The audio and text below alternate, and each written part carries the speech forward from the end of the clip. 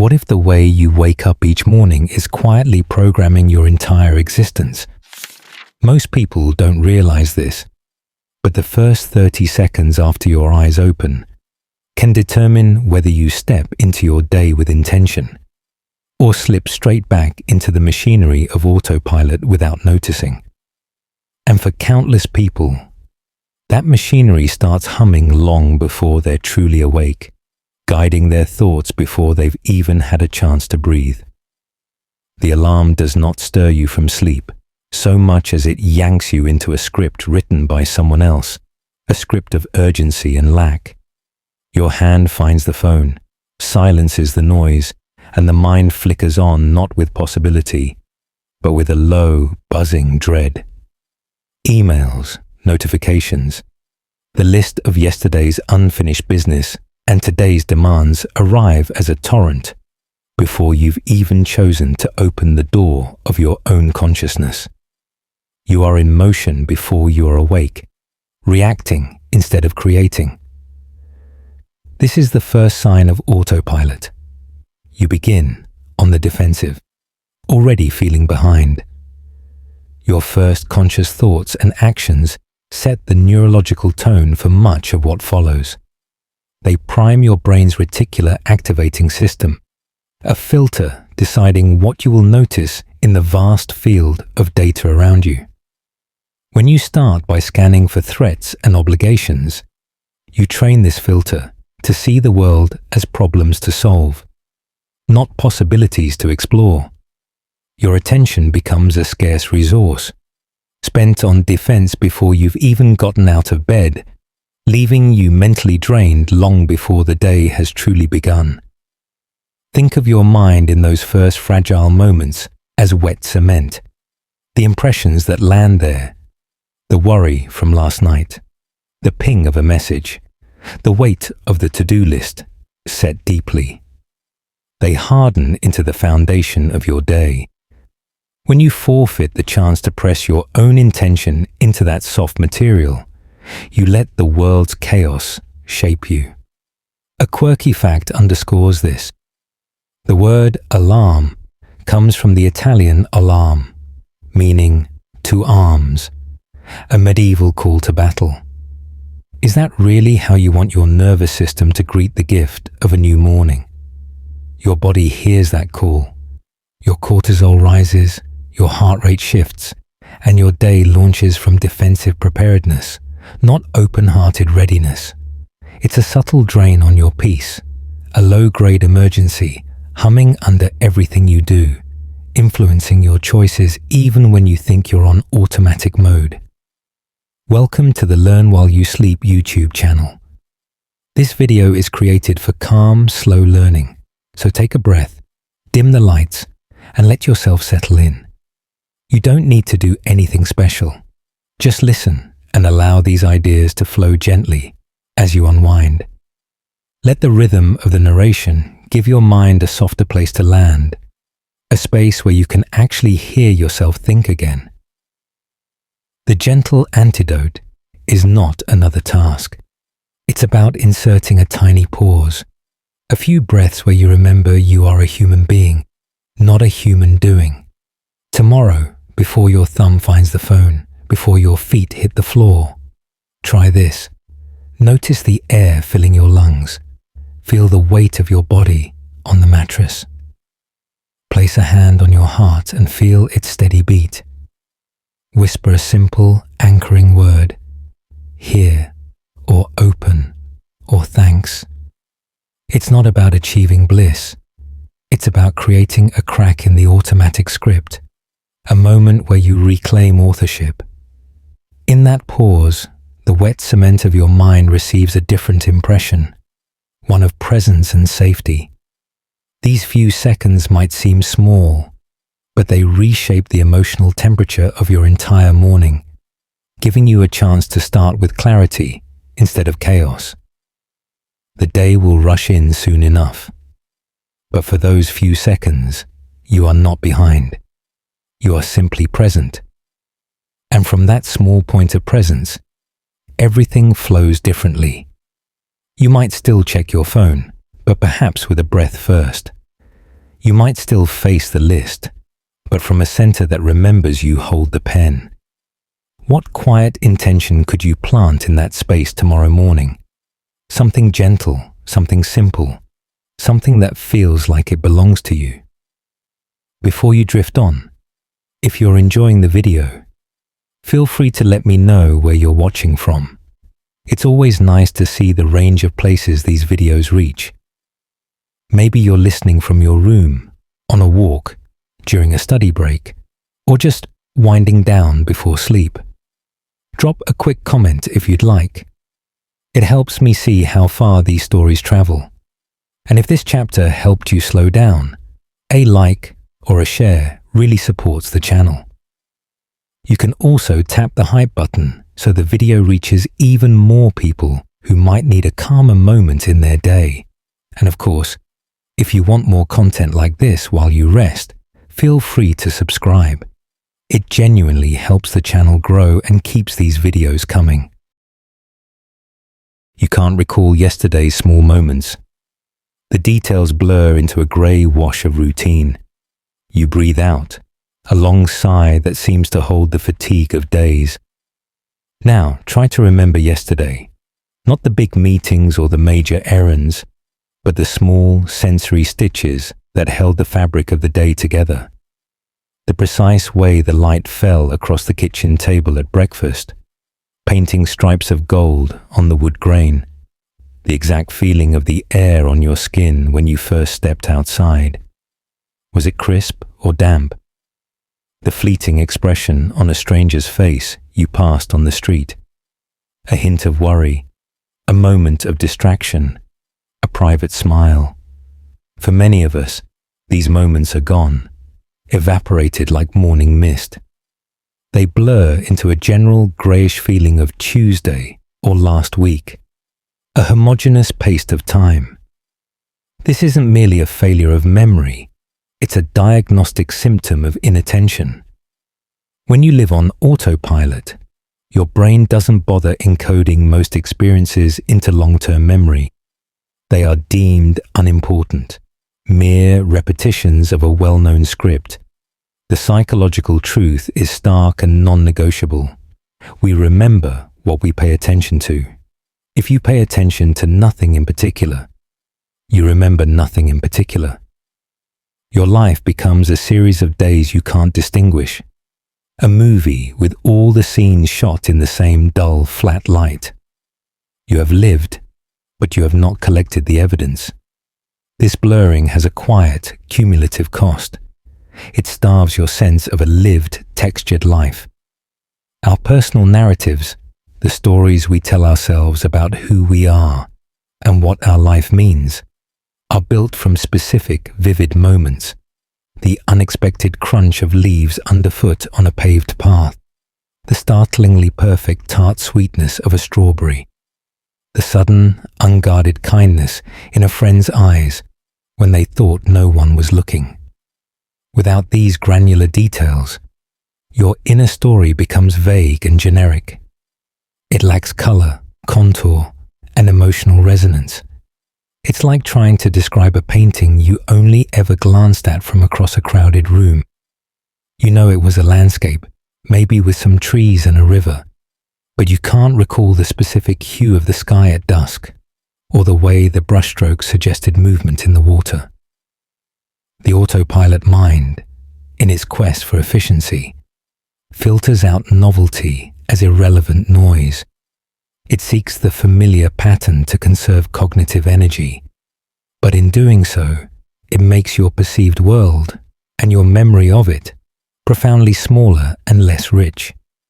A curious observation from memory researchers offers a clue. We are significantly more likely to remember a routine event if it contains just one single novel detail, a bright blue car parked in its usual spot instead of the neighbor's grey sedan, a conversation about the peculiar shapes of clouds instead of the usual talk about the weather. The autopilot filter often discards these details because they don't fit the predicted script. To begin reclaiming your days from the blur, You might consider a practice of collecting one tiny, specific, sensory detail each day. Not to write it in a journal necessarily, unless that brings you joy, but to truly see it, to let it imprint on your awareness. Today, perhaps it was the intricate pattern of shadows your window blind cast on the wall, like a ladder of light. Tomorrow, it might be the sound of a specific bird call you realize you've heard for years, but have never tried to identify. The practice isn't about creating an exhaustive scrapbook. It's about exercising your atrophied faculty of noticing, like gently strengthening a muscle that has gone slack from disuse. It's a quiet, persistent rebellion against the monochrome wash. It tells your brain, this moment is worthy, this detail matters. Over time, this practice begins to add pigment to the grey. Your yesterdays start to have texture, hue, and light. They become distinct, and in becoming distinct, they become truly yours again. So as you rest here, can you find one clear, small, crystalline detail from today that hasn't yet faded? Hold it gently in your mind, like a smooth, cool pebble in your palm. Its very specificity is an anchor, pulling you out of the blur and back into the rich, detailed, and breathtaking tapestry of a life that is actually being lived, stitch by sensory stitch. Your routines feel more like loops, the same steps, the same order, with no sense of progress. Your fingers trace the same seam on the blanket they found last night, a familiar path in the terrain of fabric. There's a deep neurological comfort in this familiarity, a known way for your touch to travel. But when that predictability expands to encompass the architecture of your entire day, when each sequence of actions feels less like a river carrying you forward and more like a hamster wheel spinning in place, that's autopilot in one of its most defining forms. Routines, at their best, are meant to be supportive channels. They are the banks of a river, providing structure so your mental energy can flow toward the creative rapids and interesting turns of life. On autopilot, these routines morph into closed irrigation canals, rigid, unchanging, engineered for a single purpose of repetitive delivery, leading to the same fields, day after day. You make the coffee with the same number of scoops, take the same left turn out of the driveway, sit in the same worn spot on the subway, open the same applications in the same order on your computer. The steps are efficient, yes, but they lead to no destination you can feel in your spirit. The loop closes each night, and in the morning you step back onto its endless circumference without a conscious thought. The sense of progress, of movement towards something, evaporates. You are in motion, but you are not journeying. You are spinning, not sailing. This feeling of stagnant looping has a tangible neurological basis. Novelty, the experience of something new or unexpected, stimulates your brain's production of dopamine, a crucial neurotransmitter associated with motivation, learning, curiosity, and the feeling of reward. Predictable loops, while safe and energy conserving, provide little to no novelty. Over time, your brain adapts to this sameness, and your baseline dopamine levels can subtly, imperceptibly drop. This isn't necessarily about clinical depression. It's more akin to a low-grade motivational fog, a background sense of "is this all there is?" that persists even when everything in your external life is technically fine. The loop feels secure, but it doesn't nourish your spirit or spark your curiosity. It provides stability at the cost of aliveness. A quirky piece of wisdom from celestial navigation offers a poignant metaphor. If a ship's captain sets a course from a port and then never makes tiny, ongoing adjustments for wind, current, and tide, the vessel will drift miles off its intended course without anyone on board realizing it. The comforting daily loop is like that unadjusted heading. The small, gradual drifts away from your deeper interests, your latent curiosities, your true north, happen so slowly within the repetitive circuit that you only notice the disconnect when you finally look up and feel strangely, sadly, far from shore. Breaking the hypnotic pull of the loop doesn't require grand, disruptive gestures like quitting your job or moving to a new city.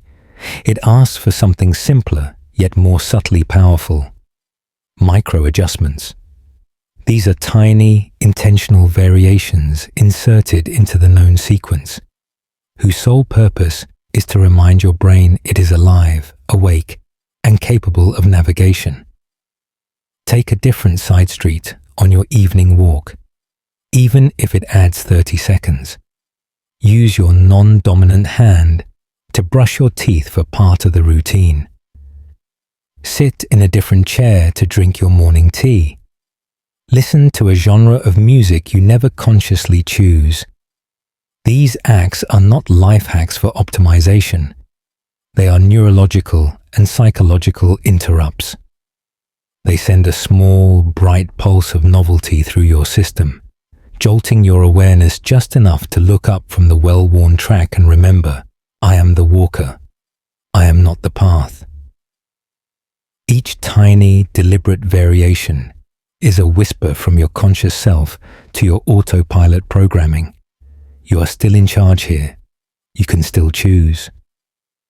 Over time, these accumulated whispers can change the entire felt quality of a routine, transforming it from a draining closed loop back into a supportive flowing river that carries you toward a horizon you help choose. So consider this as you drift. What is one single, inconsequential step in tomorrow's predictable loop that you could alter just by 1 degree? The change itself is the entire point. It is a quiet vote for presence, a gentle declaration that you are not a passive passenger on this journey, but the navigator, even if your first act is simply to notice a different tree. You react instead of deciding, letting external events and other people's agendas set your course. A distant siren rises, peaks, and fades into the night's fabric. In its wake, the silence feels charged, different. On autopilot, your inner world often mirrors this dynamic, a passive landscape where external sounds and signals dictate the emotional weather. Your boss's terse email instantly dictates your stress level for the next hour. A stranger's careless comment in a shop dictates your mood, coloring your perceptions with a faint resentment. The relentless churn of the news cycle dictates your underlying sense of safety about the world. You become a pinball bounced from one reactive bump to the next, your inner state determined by the latest impact. The psychological truth here centers on the concept of locus of control. When you live reactively, you unconsciously cede your sense of agency and control to the outside world. You operate from the belief that your internal state is caused by external events. While events certainly influence us, autopilot amplifies this by systematically removing the crucial middle step, the space of interpretation, reflection, and conscious choice. Between any stimulus and your response, there exists a gap. On autopilot, that gap shrinks to near invisibility. The reaction is instant, habitual, and rarely serves your deepest intentions or well-being. It's a pre-programmed subroutine running without your conscious approval. This constant state of low-grade reactivity is deceptively exhausting. It's akin to trying to build a beautiful, intricate sandcastle right at the water's edge. Every new wave, no matter how small, washes away your progress, forcing you to start over again and again. Your mental and emotional energy is perpetually spent on defense and repair, not on creation, connection, or deeper understanding. Your nervous system remains in a subtle but persistent state of alert, always scanning the horizon for the next thing to react to. An interesting and relevant fact comes from traffic engineering. Roads designed with an overabundance of signs, signals, and lane markings can actually make drivers less safe. They stop making their own active decisions based on the full environment and simply follow instructions, becoming less attentive to the actual flow of traffic, pedestrians, and unexpected events. Your mental autopilot functions in a disturbingly similar way. When you outsource your moment-to-moment decisions to external prompts, the calendar alert, the social media notification, the ringing phone, the perceived expectation in someone's tone, you stop attending to your own inner compass. You just follow the signs, and your capacity for mindful, intentional choice atrophies from sheer lack of use. You become a passenger in your own mind. The gentle, powerful antidote is to practice consciously widening the gap. It begins not with stopping the reaction, but with noticing it as it arises. The next time you feel that familiar, visceral lurch of anxiety in your chest, or the quick heat of irritation on your skin, pause for just one single, complete breath. In that breath, you engineer a tiny chamber of space. Within that new space, you can introduce a simple interrogative pause. You can ask a quiet question. What do I choose right now? Crucially, the choice is often not about the external event itself. You can't choose the content of the email. The choice is about your internal stance in relation to it. You can choose to close your eyes, feel your feet on the floor, and take 3 breaths before hitting reply. You can choose to wonder with genuine curiosity what unspoken stress or pain might be behind a person's sharp words, rather than letting their tone define your next several hours. This practice is not about becoming an emotionless robot or denying valid feelings. It's about reclaiming your role as the author of your responses, rather than remaining the unwitting scribe of your automatic reactions. Each time you successfully widen that gap, even by a millimeter, you reclaim a fragment of your inner sovereignty. You begin the gradual shift from being a pinball in a chaotic machine to being a gardener in your own plot of land. The gardener knows they cannot control the weather, the storms, the droughts, the unseasonable frosts. But from a place of agency, they can choose what to plant, what to water, what to protect, and what to gently prune away. As you settle into rest now, what one small, predictable reaction tomorrow might you meet with a single, conscious breath, creating just enough space to remember you are the gardener, not the storm? You eat without noticing the taste. Food becomes fuel, not an experience, and you miss the joy. The faint, ghostly scent of your last meal might still linger in the air of your memory, or perhaps it has vanished completely, erased by the tide of distraction that followed. Eating on autopilot represents a profound and common disconnect, a separation of mind from body in one of life's most fundamental acts. You consume calories while scrolling through a news feed, watching a screen, or rehearsing a difficult conversation in your head. The food is there, entering your body, but you are not there to greet it. The taste, texture, and aroma become vague background notes to the main performance of your churning thoughts. This disconnection severs you from one of life's most accessible and universal sources of pleasure and nourishment. The grounded truth is that mindful eating is not a trendy luxury or a disciplinary regimen. It is a fundamental act of neurological and digestive care. When you eat with present moment awareness, you activate the parasympathetic nervous system, the rest and digest state that is essential for optimal bodily function.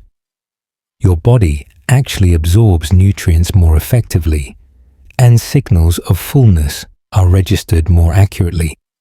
When you eat in a state of distracted stress, you inadvertently keep the sympathetic fight or flight system engaged, which can hinder digestion, lead to discomfort, and disrupt the body's natural satiety signals, often resulting in overeating without satisfaction. You are literally missing the nourishment on two levels: the physical assimilation and the experiential joy. This sensory disconnection at the table is a powerful metaphor for a broader disconnection from your own sensory embodied life. Your body is a constant, whispering conversation of sensations, flavors, textures, temperatures, smells, the feeling of fullness. On autopilot, you mute this ongoing dialogue.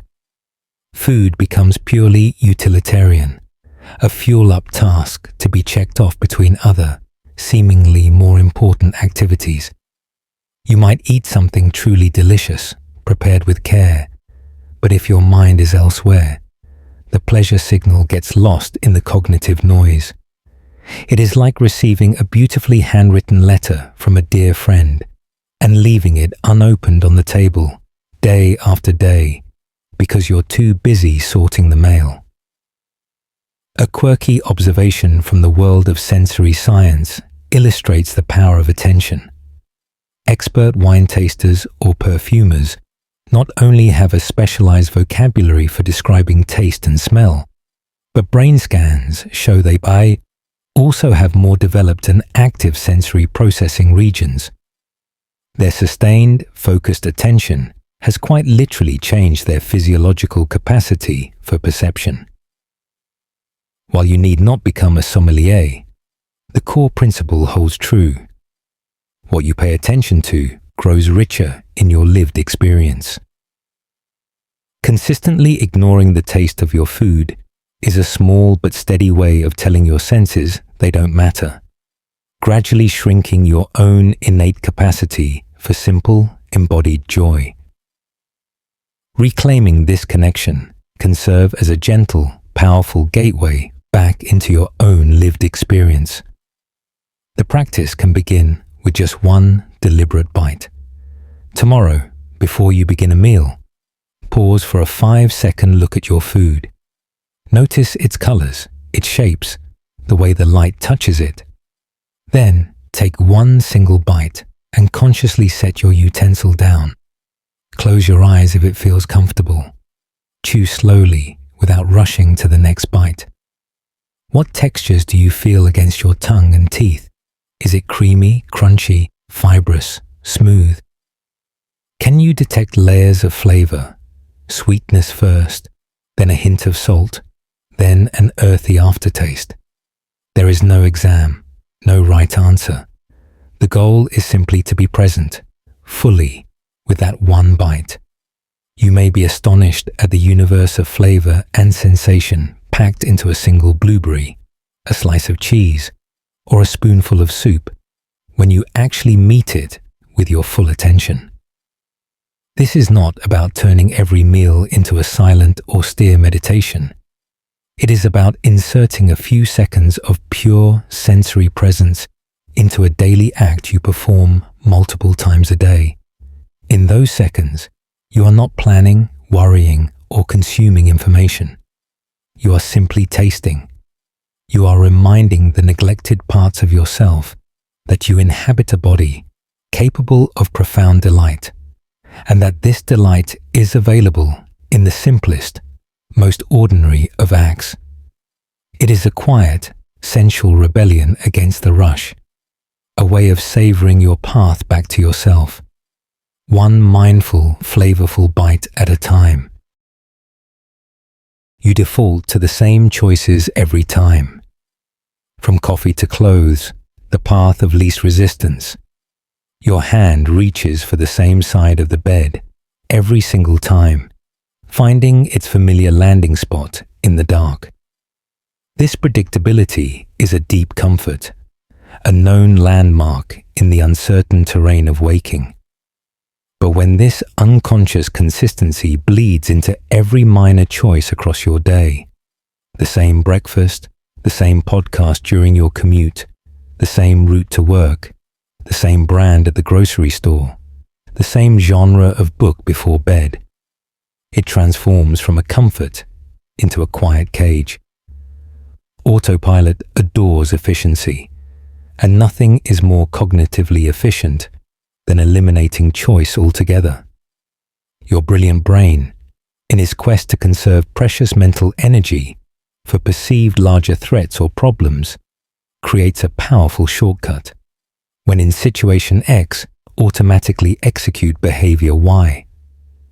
This mechanism works wonders for freeing up bandwidth, allowing you to tie your shoes or drive a familiar road while thinking of other things. But when these automatic programs take over your entire landscape of small preferences and micro opportunities for expression, you stop exercising your choice-making muscle altogether. You stop asking yourself the simple, vital question, what do I actually want or need right now? The question itself fades from your mental vocabulary, replaced by a silent, unquestioned default setting. The path of least resistance becomes the only path you can see, a trench so deep the horizon disappears. This chronic defaulting has a subtle but corrosive psychological effect.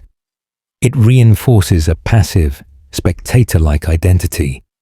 You become, in your own mind, the person who always gets the vanilla latte, or the one who wears grey and navy.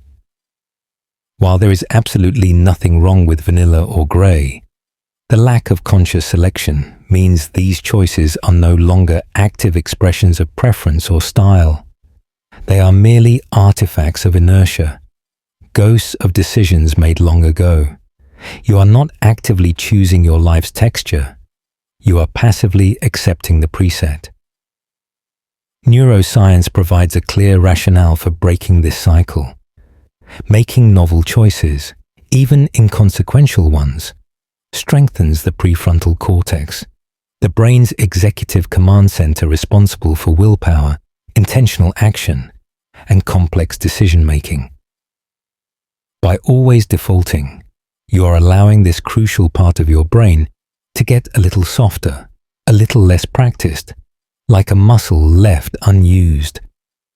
An odd but telling fact from consumer psychology: when people are presented with a wide array of jams to sample, they are not only more likely to purchase one than those shown a smaller selection, but they also report higher subsequent satisfaction with their choice.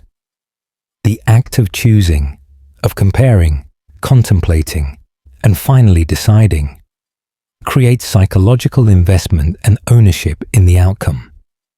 The autopilot default, in its sleek efficiency, robs you of that investment and the quiet satisfaction that comes with it. To reawaken this dormant faculty of choice, you need not make grand, life-altering decisions that provoke anxiety. You can start in the realm of the trivial, where consequences are minimal and the stakes are zero. Tomorrow, if you always instinctively turn right out of your driveway, pause and turn left instead, even if just for a block. If you always order the chicken sandwich at the cafe, let your finger hover over the menu and select the soup, or the salad you've never tried. If you always listen to news or a familiar playlist in the car, try 5 minutes of classical music, an audiobook from a new genre, or pure, unadulterated silence. The point is not that the soup is objectively better than the sandwich. The point is the 3 to 5 second pause where you interrupt the automatic program, where you ask your inner self, what might feel different interesting, or nourishing today, and then courageously act on the whisper of an answer. This tiny, seemingly silly act is a flare sent up from your conscious living self into the night sky of your habits. It declares, I am still here. I am still curious. I have not yet been fully automated. Each small, intentional choice, no matter how trivial it appears, is a stitch that mends the growing tear between you and a life lived on purpose. It rebuilds your sense of agency and self-trust from the ground up, one micro choice at a time. So as you drift, what is one harmless, ingrained default you could gently disrupt tomorrow? Not to optimize your life, but simply to remember in your bones what it feels like to choose. You scroll without realizing you're scrolling. Your thumb moves, the screen refreshes, but your mind is elsewhere. The soft, cool glow of the screen is the modern world's campfire, and your thumb is the stick, poking absently at the digital embers. But often, there is no warmth gathered, only a vacant, hungry stare. You unlock your phone with a specific, tiny purpose: to check the time, to respond to a message, and several minutes later, you surface, blinking, unsure of what you just saw or why you're still holding the device. Your thumb moved on its own, a perfect, unconscious union of muscle memory and algorithmic enticement. This is autopilot in its most deliberately engineered form. The psychological mechanism at play is a potent cocktail, refined by vast teams to be addictive. Intermittent variable rewards. Like a slot machine, each downward swipe could deliver a juicy bit of social gossip, a stunning image, a validating like, or a piece of information that makes you feel briefly smarter. Your brain's ancient reward pathways light up at the maybe, the possibility, while the conscious, executive you checks out. The habitual, novelty-seeking subsystem takes the wheel. In this state, you are not browsing with intention. You are being browsed. You are the product of your own captured attention. This dissociative state is not rest, nor is it true engagement. It is a unique form of cognitive limbo, too stimulated to be calm, too passive to be creatively or intellectually engaged. It fragments your attention span and consistently leaves behind a vague, hollow sense of dissatisfaction, as if you've been consuming mental cotton candy. Volume without nourishment, sweetness without substance. A grounded and sobering truth from user experience design reveals the intent. The infinite scroll feature was not a neutral innovation. It was intentionally created to reduce friction, to make the act of stopping a conscious, effortful decision, rather than a natural endpoint like turning a page or reaching the bottom of a physical stack. The digital environment is meticulously engineered to keep you in this autopilot state of consumptive trance. Your individual willpower is pitted against billion-dollar algorithms optimized on teams of neuroscientists and psychologists to defeat it. Recognizing this is not an exercise in self-blame or shame. It is an act of clear-eyed understanding regarding the sheer scale of the gravitational pull. You are not weak-willed. You are a human swimming against a powerful, artificially constructed current designed to sweep you away. The pathway out, therefore, is rarely found through sheer, grim discipline alone. It is more effectively built through gentle, physical interruption and pre-commitment. Before your hand reaches for your phone next time, try this. Pause and place your other hand flat on your belly. Take one full, slow breath, feeling your abdomen rise and fall beneath your palm. This simple somatic act creates a tangible buffer of space between the impulse and the action. It allows a moment for a quieter question to arise. What am I actually seeking in this moment? Boredom? A hit of connection? Distraction from a difficult feeling? Sometimes the honest answer will still be distraction, and that's perfectly okay. Grant yourself permission, then choose it consciously. But sometimes, in that breath of space, you might realize you're lonely and could send a heartfelt text to a friend. Or that you're mentally tired and could simply close your eyes and listen to the room's sounds for 60 seconds. Another potent practice is to set a visual, tactile reminder. A small post-it note on the back of your phone case with a simple question mark or "Are you here?" can serve as a startling and effective neurological break when your fingers reach for it. The ultimate goal is not to never scroll again, to become a digital ascetic. The goal is to scroll with intention, when you consciously choose to, rather than being pulled into the informational void by a ghost in the machine, and more importantly, by a ghost in your own conditioned nervous system. Reclaiming your attention in these small, frequent moments is the fundamental act of reclaiming your most precious resource, your presence. And your conscious presence is the only place where your actual, felt, meaningful life is ever happening. You zone out during conversations, nodding along while your inner world is miles away.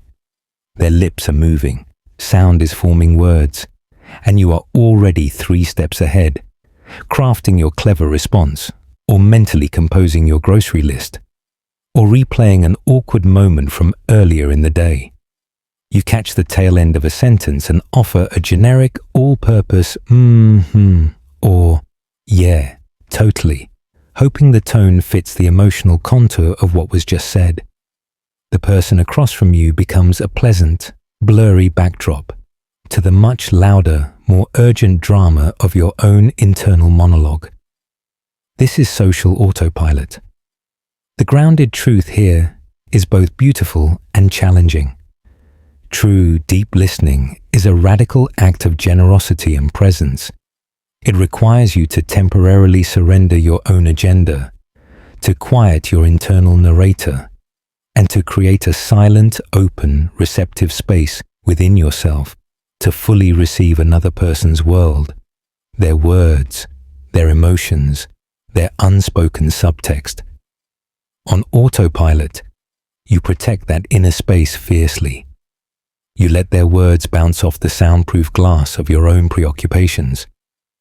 The result is a profound, lonely disconnect, even in the midst of togetherness. You are physically co-present, but you are not psychologically or emotionally meeting, and both parties can feel the hollow ring of this missed connection, a subtle vibration of loneliness, even if it remains unspoken and unacknowledged. This habitual zoning out isn't always a sign of rudeness or disinterest. It is often a symptom of cognitive overwhelm. Your mental RAM is already maxed out with your own concerns, anxieties, and to-do lists, leaving no spare processing power for the complex, energy-intensive task of empathetic, active listening. It's like trying to pour fresh water into a cup that is already filled to the brim. It simply spills over, unused. A quirky fact from conversational linguistics highlights our biological predisposition. In smooth conversation, the average gap between one person stopping speaking and the other starting is only about 200 milliseconds. That's faster than our conscious reaction time. This means our brains begin planning our verbal response while the other person is still talking. We are neurally wired for efficient turn-taking, for waiting for a pause to insert our own piece. Unfortunately, this wiring inherently sabotages deep, immersive listening. Autopilot seizes upon this wiring and amplifies it. You're not even fully hearing them finish their thought. You're already constructing your rebuttal, your related anecdote, or your solution to the problem they've barely finished describing. The exchange devolves into a polite duel of parallel monologues, not a true, messy, collaborative dialogue. To step out of this deeply ingrained pattern, you might experiment with a practice called listening with your whole body. In your next conversation, consciously let your only task be to notice 3 specific physical things about the other person as they speak. The exact color and pattern of their irises, the unique rhythm and shape of their hand gestures, the underlying emotion coloring their voice. Is it excitement, hesitation, weariness? Don't think about what you'll say next. Your job is purely to receive, like a satellite dish tuned to their frequency. If your mind inevitably wanders, and it will, that's its nature, gently, without judgment, label the thought wandering and guide your attention back to their face, their voice, their presence. This reframes listening from a purely cognitive, language processing task to a richer, sensory-based experience, which can be easier to access when you're mentally fatigued. Another powerful technique is the 3-second rule of silence. After the other person finishes a thought, consciously and deliberately wait for 3 full seconds of silence before you begin speaking. Let the quiet hang in the air between you. This simple pause accomplishes 2 vital things. First, it ensures they have truly finished their thought, often allowing them to add a deeper, more revealing postscript. Second, it gives you a vital moment to absorb and process what was actually said, rather than simply reacting to the last few words you registered. This quality of listening is a profound gift to the speaker, who feels truly seen and heard, and to you, the listener. It actively pulls you out of the isolated, echoey bubble of your own spinning thoughts and deposits you into the rich, unpredictable, real-time world of genuine human connection. And in the warm soil of that real connection, the cold machinery of autopilot cannot long survive. You finish tasks without remembering doing them. The work gets done, but you are not there for it. You look at the clean dishes standing in the rack, the sent icon on the email, the neatly made bed with its smooth cover, and you draw a complete blank on the act of creation. Your hands performed the familiar ballet, but your conscious mind was in another theater altogether, watching a different play. This is the peculiar ghostliness of autopilot efficiency. You become a competent phantom in your own life, achieving outcomes without experiencing the actions that lead to them. The psychological truth is that the formation of episodic memory, the memory of specific events, is tightly and inextricably linked to focused attention. If you are not attentively present for an action, if your awareness is hijacked by planning, worrying, or distracting entertainment, your brain doesn't bother to encode the event as a distinct, memorable episode. It gets efficiently filed away under procedural memory, the same category that holds the knowledge of how to ride a bike or tie your shoes, and the specific lived instance of you doing the task vanishes into a fog.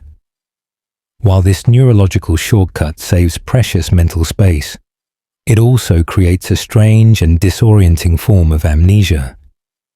Your life becomes a catalogue of achievements, without an accompanying narrative. A clean house you have no memory of cleaning. It can leave you feeling oddly unaccomplished and adrift because you weren't psychologically present to witness and integrate your own effort and capability. This disconnect carries a subtle tax on your sense of personal agency and satisfaction. The quiet pride in a job well done. the small, legitimate satisfaction of creating order in a tiny corner of your world, the almost meditative, rhythmic peace that can be found in a repetitive chore. These emotional and psychological rewards are stolen from you when you mentally check out. You rob yourself of the small dignities and embodied proofs of your own competence. An interesting observation from research on flow states, those times of blissful immersion in a challenging task, shows that people report the highest levels of happiness and engagement when they are fully absorbed. But the autopilot state we're describing here is its sinister mirror image. It is full immersion in mental avoidance, while your body performs an easy, routine task. You are challenging your mind to be strenuously elsewhere, which is cognitively exhausting, while your body goes through motions that could have been grounding, calming, even restorative if met with a spirit of simple presence. It's like purchasing a ticket to a breathtaking orchestral performance and then spending the entire concert with noise-cancelling headphones on, listening to a podcast. You leave the concert hall having consumed the time, but you have completely missed the experience you paid for. To reclaim these lost moments and re-inhabit your own actions, you might try tagging one simple daily task. As you begin, say, folding a basket of laundry, say softly, either out loud or in your mind, "I am folding the laundry." Feel the texture of the cotton towel in your hands, its warmth fresh from the dryer. Notice the sound of the fabric, the repetitive motion of your arms, the stacking of neat squares. When your mind inevitably drifts to the work project due tomorrow, gently acknowledge it, thinking, and then guide your awareness back to the sensory reality of the towel, the fold, the stack. This practice is not about achieving a state of perfect, unwavering mindfulness. It's about periodically tethering your wandering awareness to the physical, tangible reality of what your body is doing. It transforms a ghostly, forgotten chore into a tangible, felt experience that leaves a trace in your memory. You can later recall, "I folded the laundry.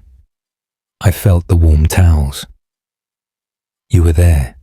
You did this.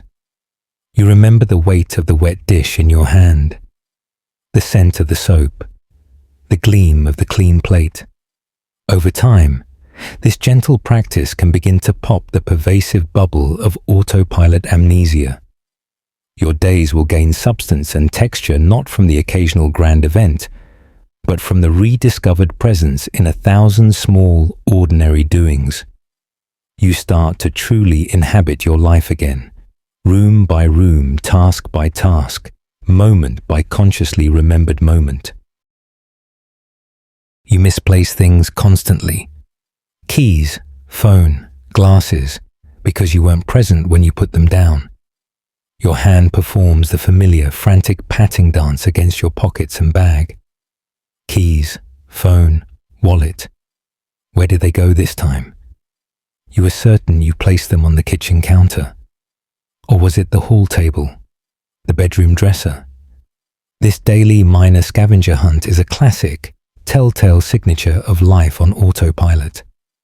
You perform the physical action of putting down, without the accompanying conscious registration of placing here. Your body moved through the motion, but your mind was already 3 steps ahead, wrestling with an unresolved thought, absorbed in a screen, or replaying a conversation. The memory of the action was never properly formed because your attentional spotlight was shining elsewhere. The grounded truth is that our memory for object location is deeply, intimately tied to that beam of focused attention. If the spotlight is illuminating your internal worries or the glow of a podcast, it does not cast its light on the countertop where your keys land. They fall into the shadowy periphery, lost until a panicked, adrenaline-fueled search sweeps the beam back across the landscape, finding them at last. This constant misplacing is more than a mere nuisance. It functions as a tiny, repeated trauma to your foundational sense of personal competence and order. Each frantic search whispers a corrosive message. You are not in control. You are forgetful, scattered, unreliable to yourself. It frays the edges of your self-confidence in small, almost imperceptible ways. A quirky fact from the neuroscience of search and retrieval offers both an explanation and a hint. There's a reason we often find lost items in the last place we look, aside from the obvious reason that we stop looking once we find them. When we switch into active seek mode, our brain enters a state of heightened alertness, scanning the environment with specific intent.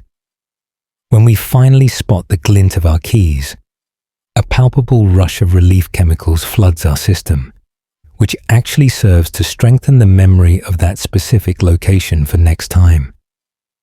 The system is brilliantly designed to find. The breakdown occurs at the point of storage because attention was offline during the initial deposit.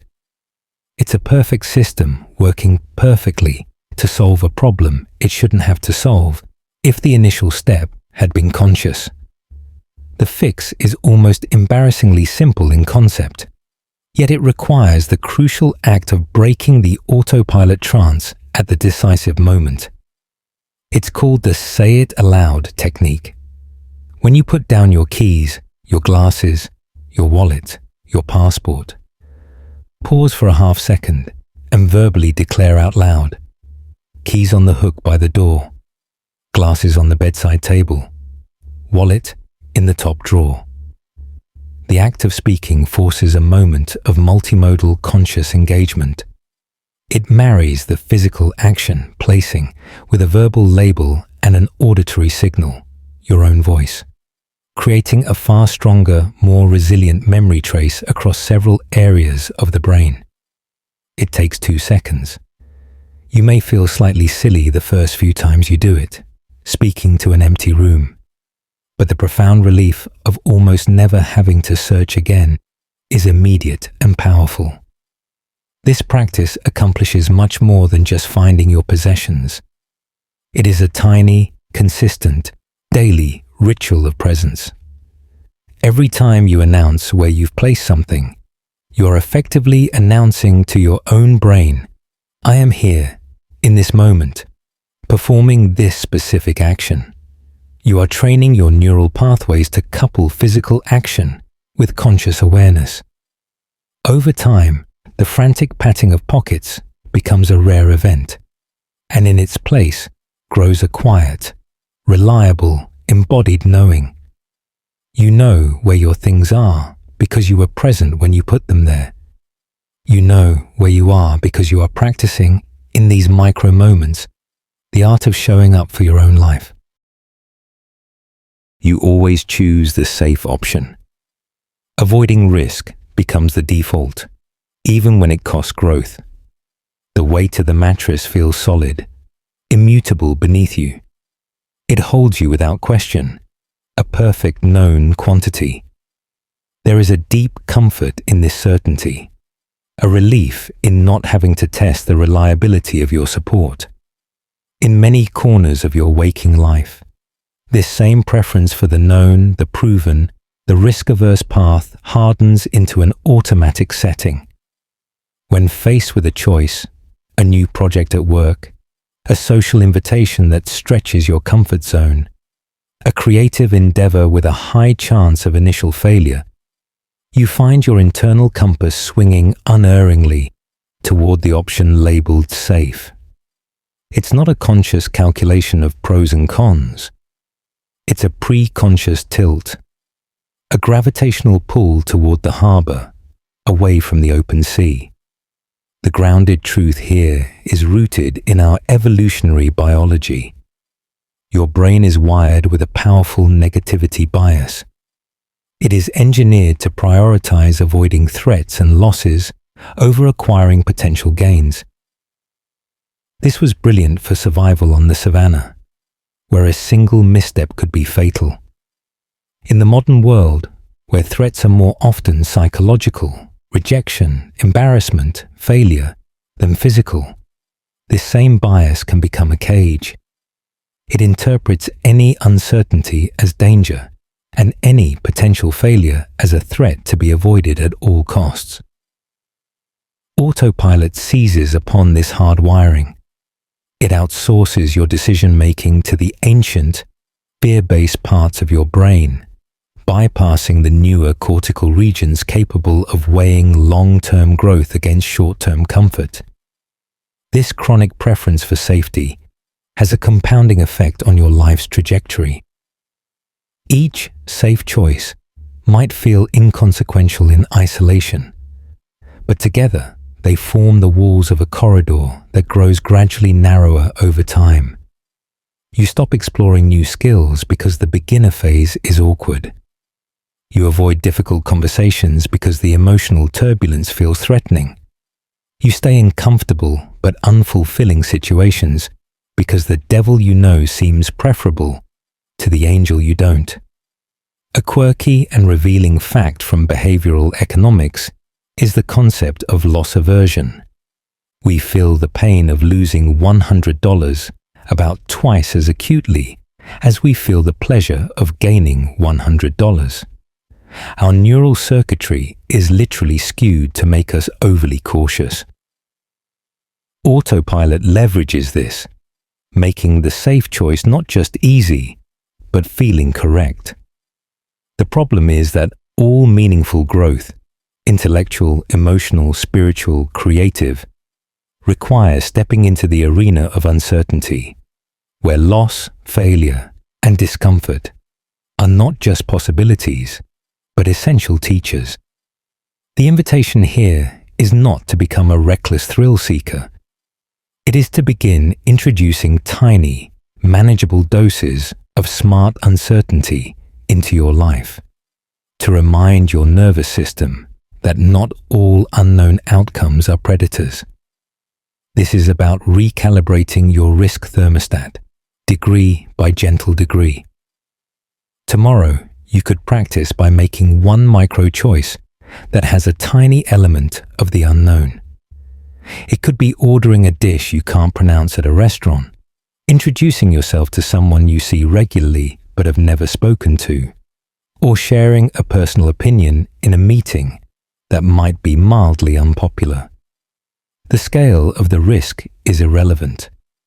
What matters is the conscious act of choosing the slightly less certain path and observing what happens. Did the world end? Did you survive? More often than not, you'll find the experience carries a subtle charge of aliveness, a sense of engagement with your own existence that the safe option rarely provides. Each time you do this, you send a counter-signal to your amygdala. See? Uncertainty is not always fatal.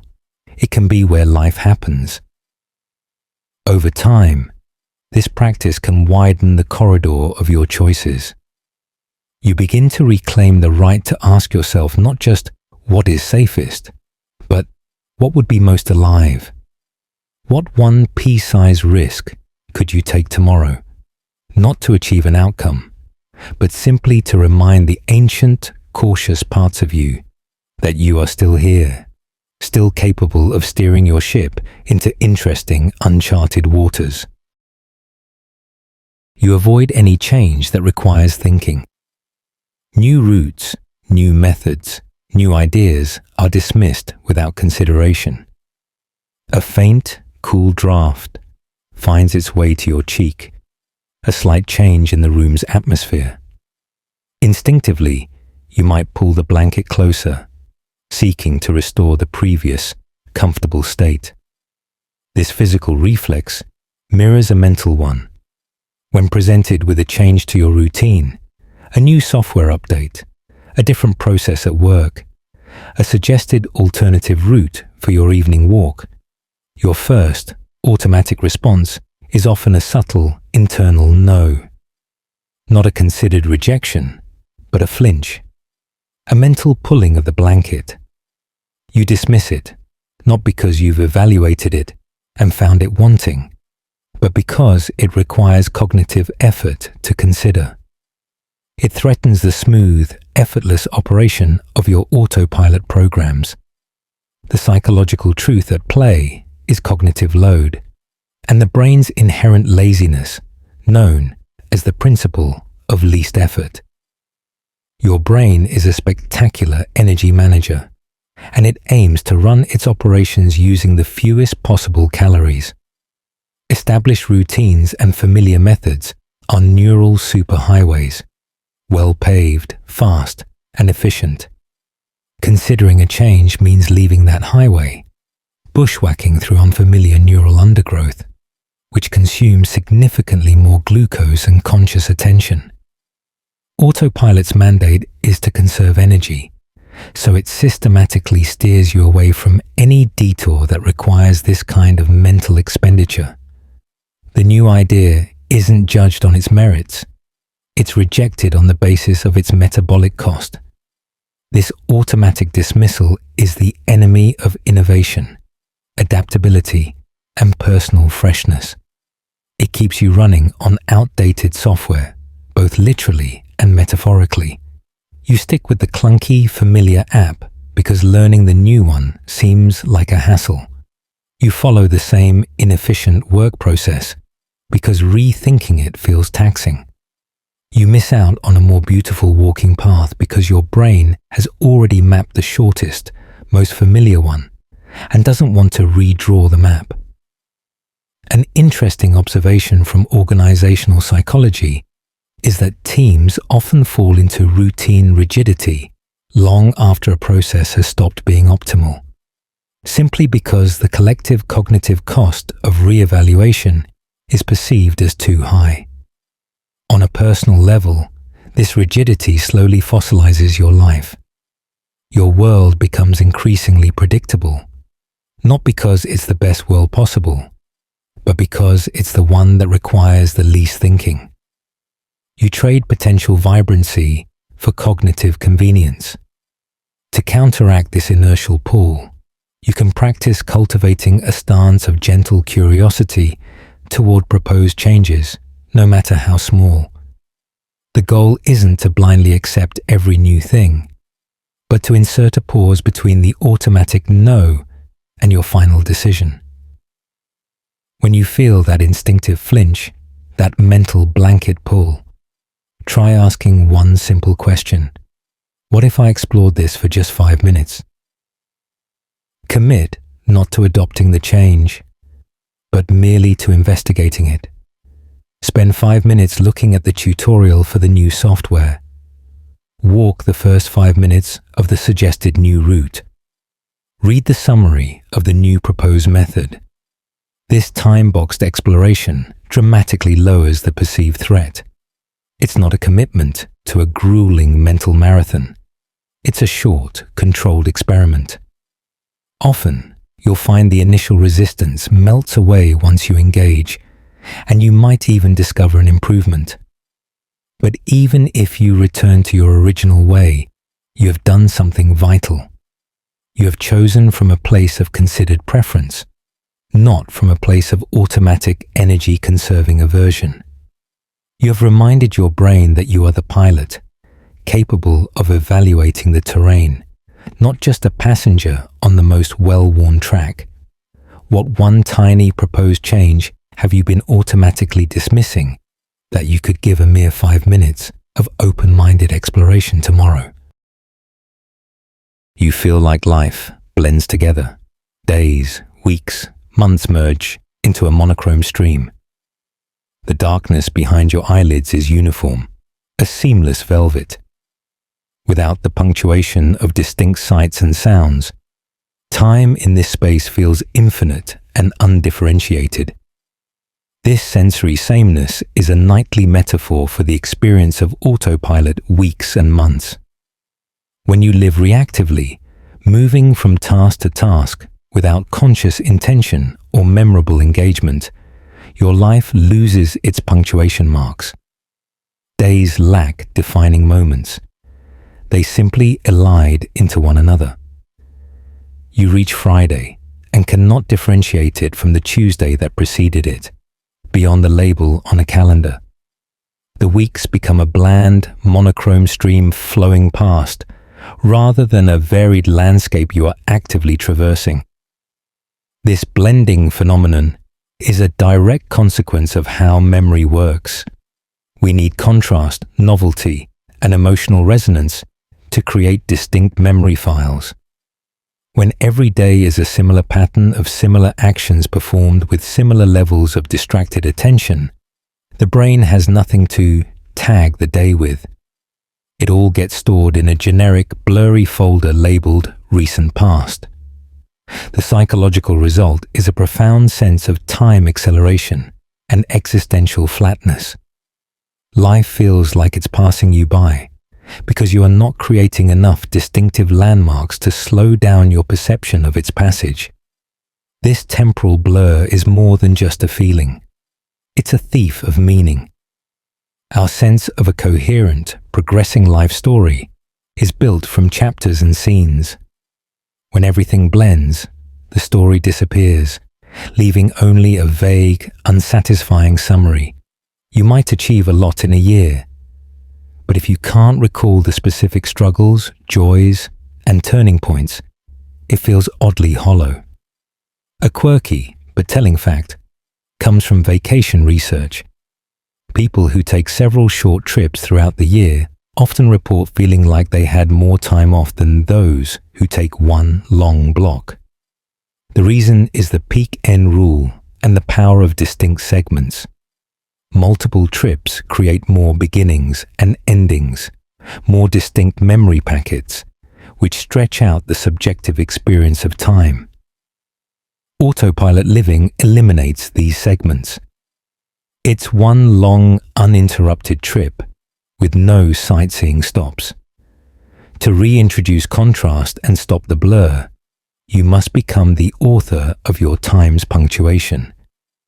This doesn't require grand adventures. It requires intentionally creating small, distinctive markers.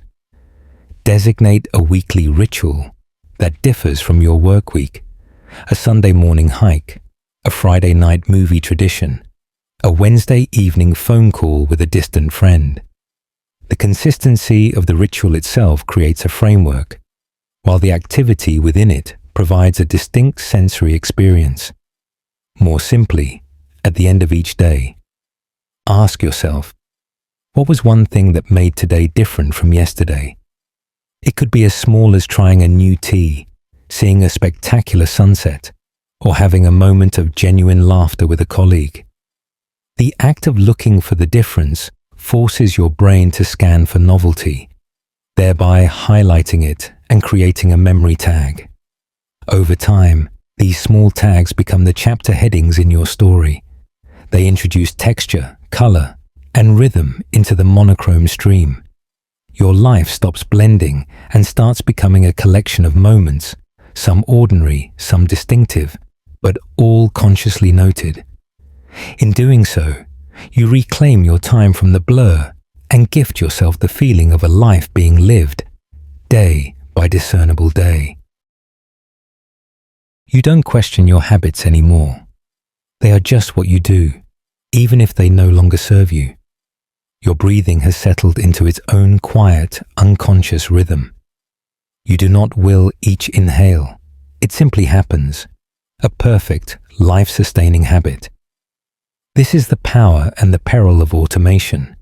When something works, the mind happily delegates it to the background, freeing consciousness for other tasks. The problem arises when this delegation becomes total, when you cease to be the board of directors for your own behavior and become a passive shareholder. You no longer question why you have your evening glass of wine, why you check news first thing in the morning, why you automatically say yes to certain requests. The habit is just what I do.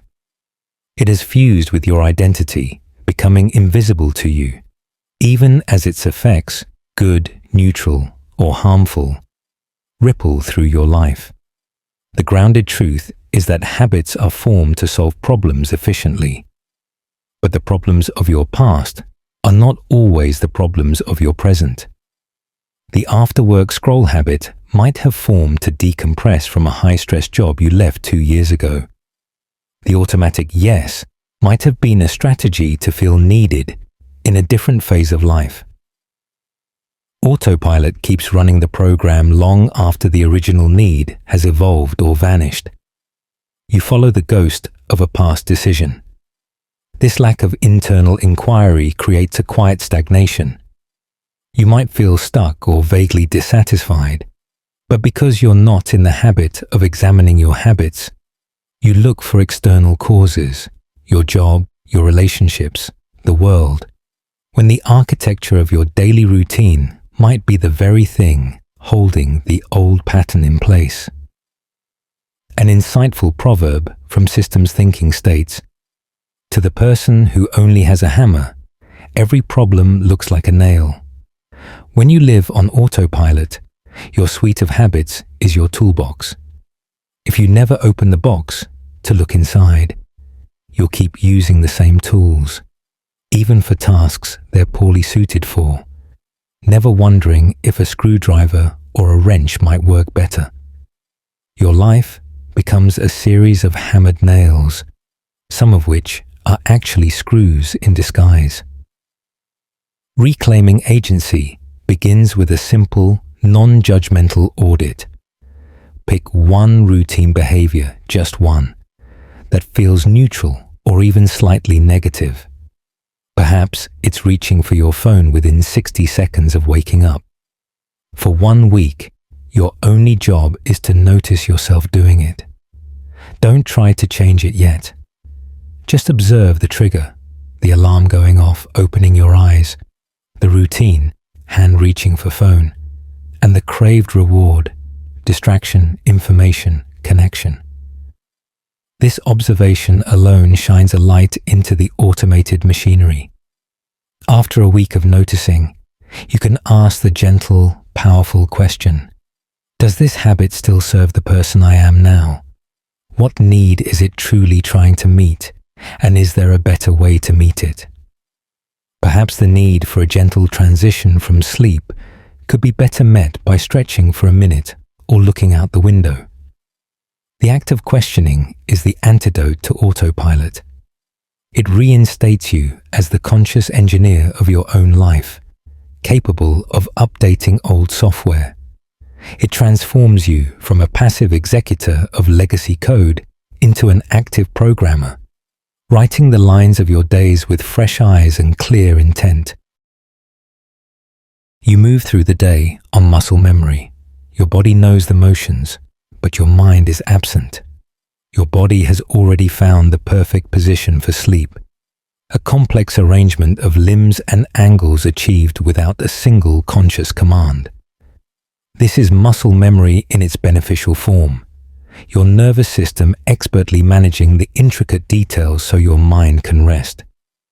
But when this same phenomenon governs your waking hours, when you drive to work, shower, make meals, or even hug a loved one with your consciousness entirely elsewhere, you have crossed into a disassociated state.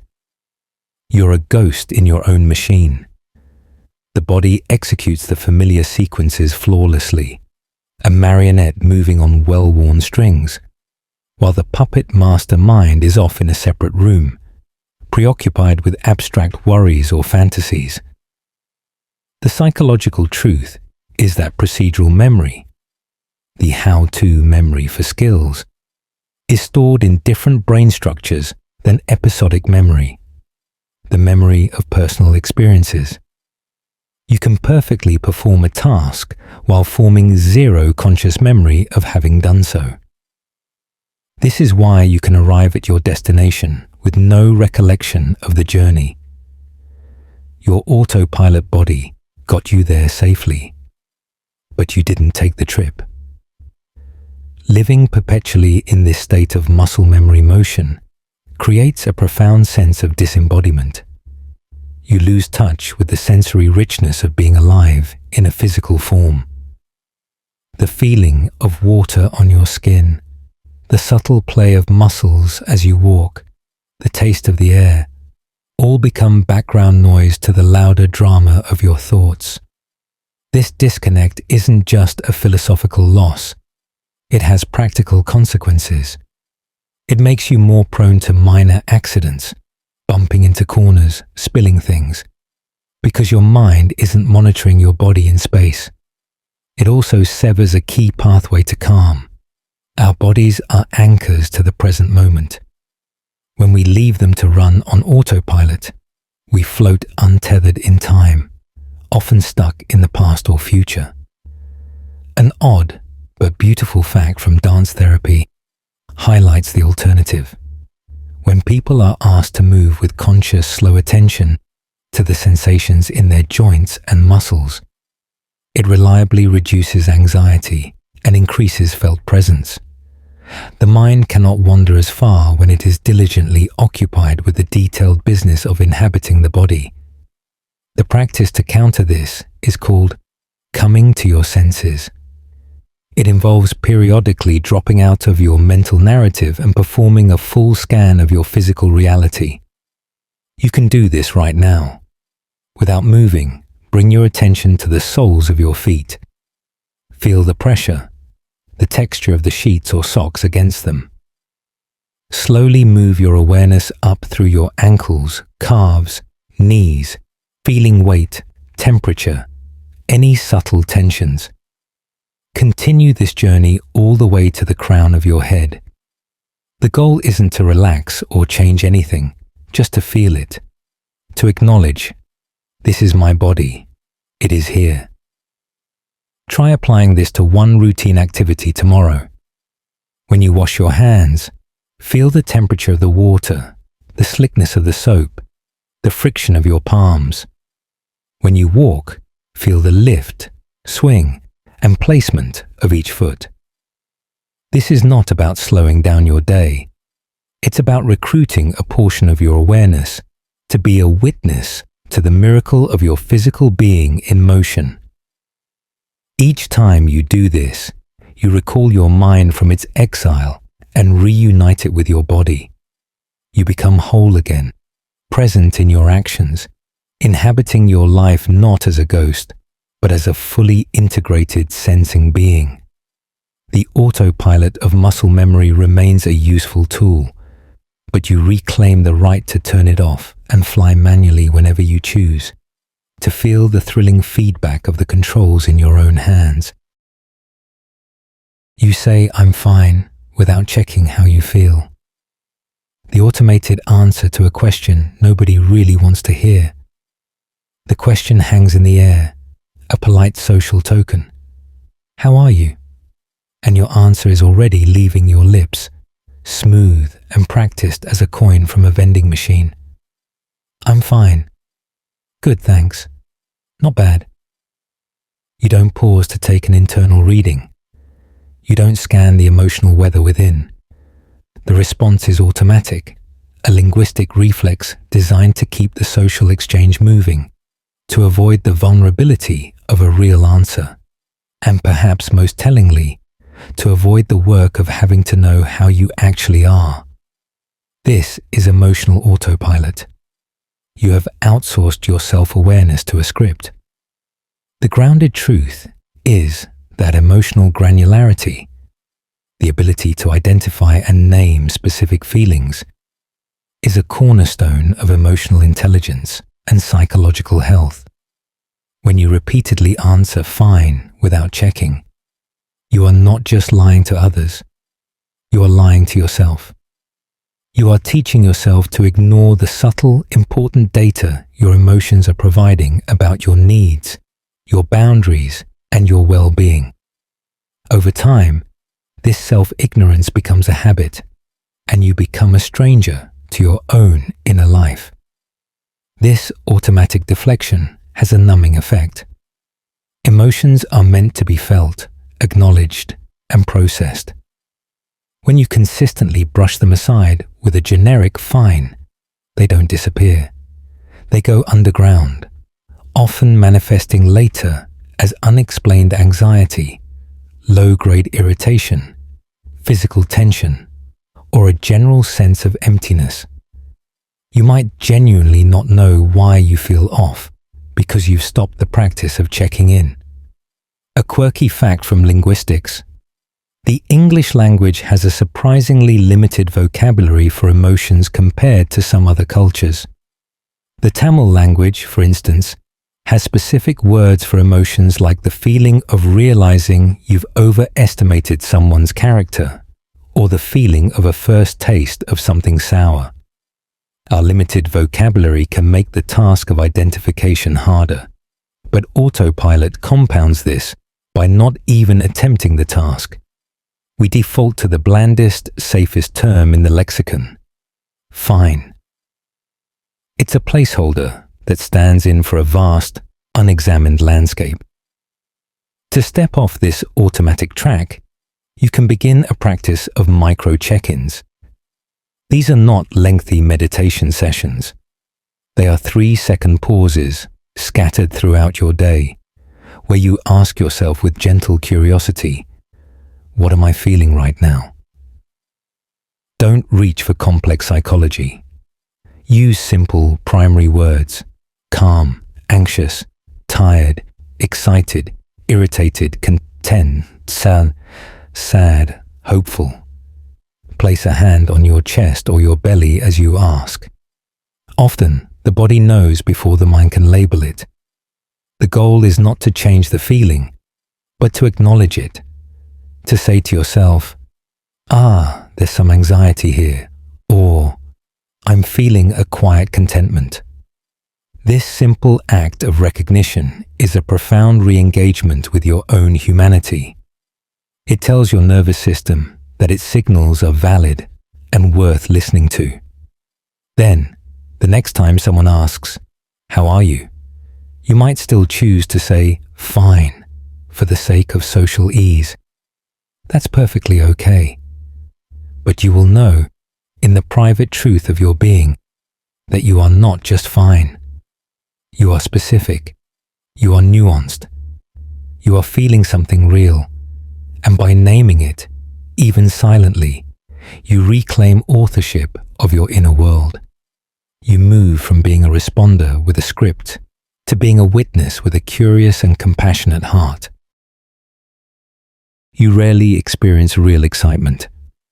Even potential joys are met with a muted, expectable response. A memory surfaces, thin as tracing paper. A childhood Christmas Eve, the unbearable, fizzy anticipation that made sleep impossible. That raw, unmediated excitement feels like a relic from another life. Now, when a potential joy appears, a weekend getaway, a dinner with friends, a new film from a favorite director, your reaction is often a tempered adult, "That'll be nice." The feeling is predicted, managed, and contained before it can fully bloom. This damping of excitement is a sophisticated form of autopilot, a defense mechanism against potential disappointment. The psychological logic is self-protective. If you don't let yourself get too high, you won't fall as far if things go wrong. While this seems prudent, it creates a life lived in emotional grayscale. You trade the vibrant peaks of joy for the safety of a flat line. The grounded truth is that excitement and anticipation are not just frivolous emotions. They are powerful motivators and enhancers of experience. The brain releases dopamine in anticipation of reward, which fuels engagement and makes the eventual experience more memorable.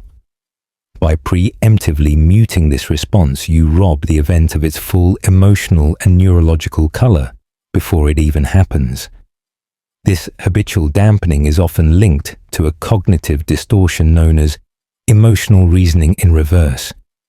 You believe that feeling too excited is naive or risky, so you suppress it. Over time, the muscle for generating genuine excitement atrophies. You might go through the motions of enjoyment, but the inner spark is dim. An interesting observation from studies on happiness is that the anticipation of a positive event often contributes more to overall well-being than the event itself. The week-long looking forward to a vacation can generate more daily happiness than the vacation, which can be stressful. When you autopilot past anticipation, you miss this sustained uplift. You also arrive at the event itself with a jaded, seen-it-all attitude, making it harder to be spontaneously delighted by the small, wonderful surprises it might contain. Rekindling this capacity requires playful, deliberate practice. Start small, with things that have no real consequence. See a poster for an ice cream flavor you've never tried. Allow yourself a tiny internal ooh and make a plan to try it. Hear a song you love come on the radio. Let yourself feel a jolt of pleasure and maybe even turn it up. The goal is to give yourself permission to feel a positive jolt without immediately applying the brakes of adult realism. You can also practice anticipation engineering. When you have something to look forward to, however small, spend 60 seconds vividly imagining a positive detail about it. The taste of the first bite, the sound of laughter with friends, the feeling of sun on your skin. Don't just think about it. Try to feel the sensory echo of the joy. This isn't building unrealistic expectations. It's consciously allocating attention to the potential for goodness. It's a gentle rebellion against the cynical autopilot that says, don't get your hopes up. You are relearning that hopes are not burdens, they are wings. And while they might not always lift you as high as you dream, a life with occasional flight is infinitely richer than a life spent forever safely, quietly on the ground. You can't remember the last time you were present, fully engaged, fully aware, fully alive in a moment. You search your memory banks, scanning back through days, maybe weeks. You find recollections of doing things, of being places, but a distinct memory of pure, unadulterated presence, where your mind was not split, your attention not fragmented, where you were wholly immersed in the experience rather than the commentary about the experience, eludes you. This is a telling sign. Presence is the opposite of autopilot. It is the state where the internal narrator quiets, the to-do list vanishes, and you are simply here, participating fully with whatever is before you. Its absence is the hallmark of a life on automatic. The grounded truth is that the brain's default mode network, DMN, responsible for self-referential thought, mind-wandering, and ruminating about the past and future, is most active when we are not focused on the present. Autopilot is essentially the DMN running the show, with a side program handling basic physical navigation. When you can't recall being present, it indicates the DMN has been in the driver's seat for a long, uninterrupted stretch. The cost is a life that feels theoretical, lived in the abstract rather than the immediate. This lack of presence is why beautiful moments can feel strangely hollow. You're at a concert, but you're thinking about work. You're watching a sunset, but you're framing the perfect photo for social media. You're playing with a child, but you're mentally planning dinner. You are there, but you are not there. The moment passes, and all you have is a phantom limb of an experience. You know it happened, but you can't feel its substance. A quirky and profound fact. In many indigenous languages, there is no distinct word for mind, separate from spirit or life force, and the concept of being disconnected from the present moment is synonymous with being unwell or disconnected from reality itself. The modern epidemic of distraction is, in this older view, a form of spiritual dis-ease. Cultivating presence is a practice of gentle, persistent return. It begins by recognizing that presence is not a permanent state you achieve, but a fleeting experience you catch again and again.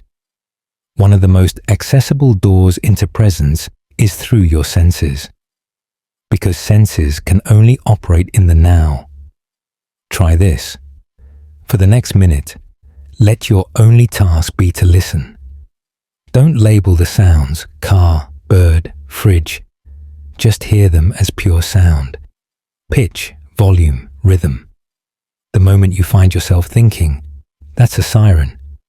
Gently return to the raw sensation of the sound itself.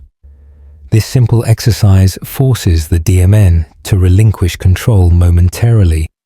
You can do the same with sight, touch, or taste.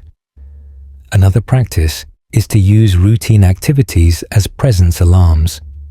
Choose one daily action: brushing your teeth, unlocking your door, taking a sip of water, and decide that for the duration of that action, you will be fully present. Feel the brush on your gums, hear the click of the lock, taste the temperature and texture of the water. These tiny islands of presence, scattered throughout your day, begin to change your relationship with time itself. They become anchors, memories you can actually feel in your body. You start to build a collection of moments where you were truly, undividedly alive. And in that collection, you find the antidote to the haunting feeling that your life is passing you by. It's not. You are learning to meet it, one fully inhabited moment at a time. You keep repeating the same mistakes. Patterns of error that you don't pause to examine. A familiar frustration washes over you, the kind that carries a ghostly echo. You've promised yourself you wouldn't snap at your partner when tired, wouldn't procrastinate on that type of report, wouldn't overcommit your weekend, and yet here you are, facing the same negative outcome, hearing the same regretful inner voice. This isn't a failure of character, it's a failure of reflection. On autopilot, mistakes are experienced as isolated, unfortunate events to be quickly forgotten or brushed aside with self-criticism. You don't pause to examine the pattern, the trigger, the sequence of decisions that led you there. You hit reset and hope next time will be different, without changing any of the underlying code. The psychological truth is that mistakes are incredibly rich data points. They are the universe's way of giving you feedback, showing you where your autopilot programming has a bug. When you ignore this feedback, you guarantee its repetition. The loop is not just behavioral, it's cognitive. You are stuck in a perform, regret, forget cycle that prevents learning. This pattern has a demoralizing weight. Each repetition chips away at your self-trust, making you feel powerless and stuck. You might start to believe narratives like, "I'm just an impatient person," or "I'm lazy," which are static, fixed identities that offer no path forward. An insightful concept from engineering is the 5 whys technique used in root cause analysis. When a system fails, you ask why iteratively until you find the underlying cause. A personal mistake rarely has a simple one-layer cause. Autopilot stops at the first why, because I was tired, and moves on, missing the deeper layers. Why was I so exhausted? Because I skipped my wind-down routine. Why did I skip it? Because I was scrolling too late. Why was I scrolling? To avoid feeling anxious about tomorrow. This deeper excavation is the work that autopilot, designed for speed, refuses to do. To break the cycle, you must institute a brief, non-judgmental post-mortem. After a familiar mistake, when the initial wave of frustration passes, take 3 minutes. Ask yourself, with calm curiosity, what was the sequence that led here? What was the trigger? What need was I trying to meet with that behavior? What alternative action could meet that need better? Write down 3 sentences if it helps. The goal is not to blame yourself, but to reverse engineer the autopilot program. See yourself as a scientist, observing an interesting phenomenon. Fascinating. When condition X occurs, I tend to do Y, which leads to Z. How can I adjust for condition X next time? This shifts your identity from a person who always does this to a person who is learning how this pattern works. It transforms regret into information, and information is the raw material for change. Over time, this practice of conscious analysis begins to install new subroutines. You start to catch the trigger before the old program runs. You might still make mistakes, but they will be new and interesting ones, not the same old ghosts haunting you. And in that progress, you rebuild your sense of agency, one examined misstep at a time. You're living by other people's expectations. Your choices are made to meet invisible standards, not your own. The path you walk feels paved, its boundaries clear. You follow its course, assuming it's the right one, the normal one, the one you're supposed to be on. But if you pause and ask, who laid these stones? The answer is often a chorus of ghosts. Parents, teachers, society, what people will think, the curated lives of peers on social media. Your autopilot has been programmed with a map drawn by others. The choices you make, your career path, your lifestyle, your purchases, even your hobbies, are often subtle bids for approval, attempts to avoid judgment, or unconscious adoptions of a script you never consciously chose. The grounded truth is that our need for social belonging is a primal drive. For most of human history, exile from the tribe meant death. Therefore, our brains are exquisitely tuned to detect and conform to social norms. Autopilot hijacks this drive, turning it from a healthy social adapter into an invisible jailer. You stop asking, what do I want? And start operating on, what is expected of me? The terrifying freedom of self-authorship is traded for the safer feeling confines of a pre-written role. This external orientation creates a life that can look successful on paper, but feels hollow inside. You might achieve the milestones, but they don't resonate with a deep sense of personal meaning. You feel like an imposter in your own life performing a part. A quirky and revealing fact comes from a famous sociological experiment. People will often give an obviously wrong answer to a simple question if several confederates in the room give that wrong answer first. The pressure to conform is visceral and powerful, often overriding our own senses.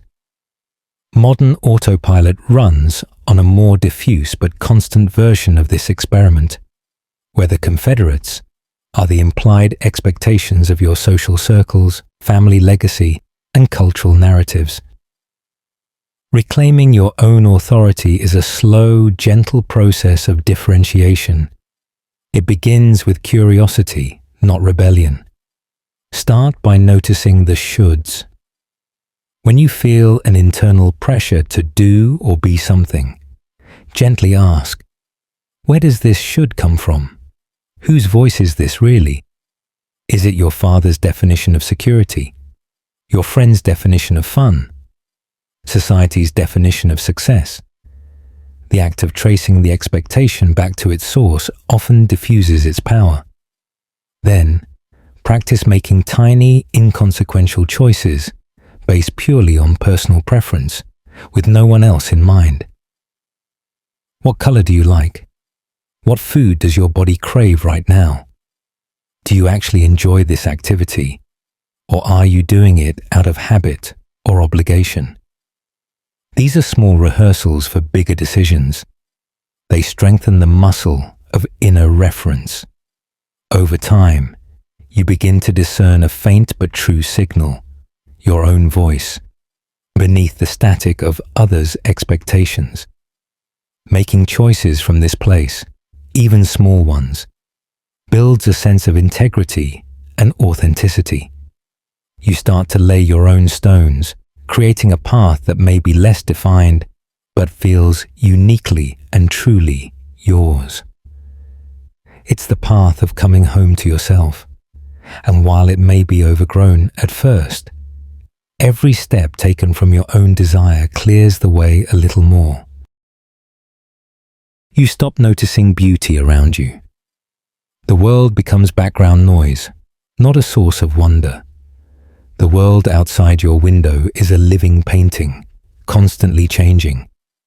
The way the light slants through the leaves, the complex pattern of bark on a tree, the ever-shifting shapes of clouds, the play of shadow and light on a building's facade.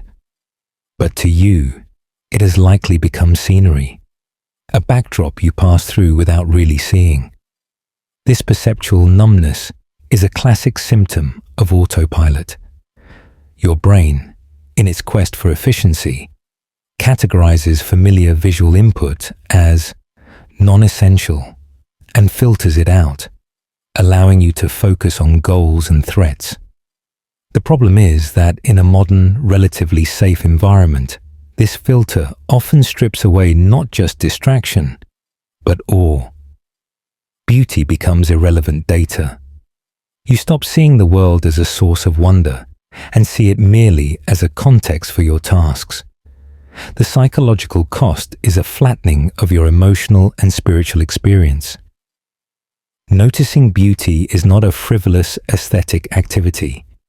It's an act of connection that triggers the brain's reward centers, reduces stress, and fosters a sense of meaning and belonging in the world. This loss is slow and insidious. You might walk the same beautiful street for years and never really see the intricate ironwork on a fence, the way ivy has patterned itself on a brick wall, the specific shade of blue in a particular door. A quirky fact from art history. In the 19th century, the artist John Ruskin exhorted people to practice seeing by trying to draw something, even if poorly. He argued that drawing forces you to notice relationships of line, light, and form that the glancing eye misses entirely. The act of trying to reproduce a small detail, a pine cone, a leaf, forces your brain out of its categorical autopilot, tree, and into specific, attentive observation. It's a workout for your capacity to see.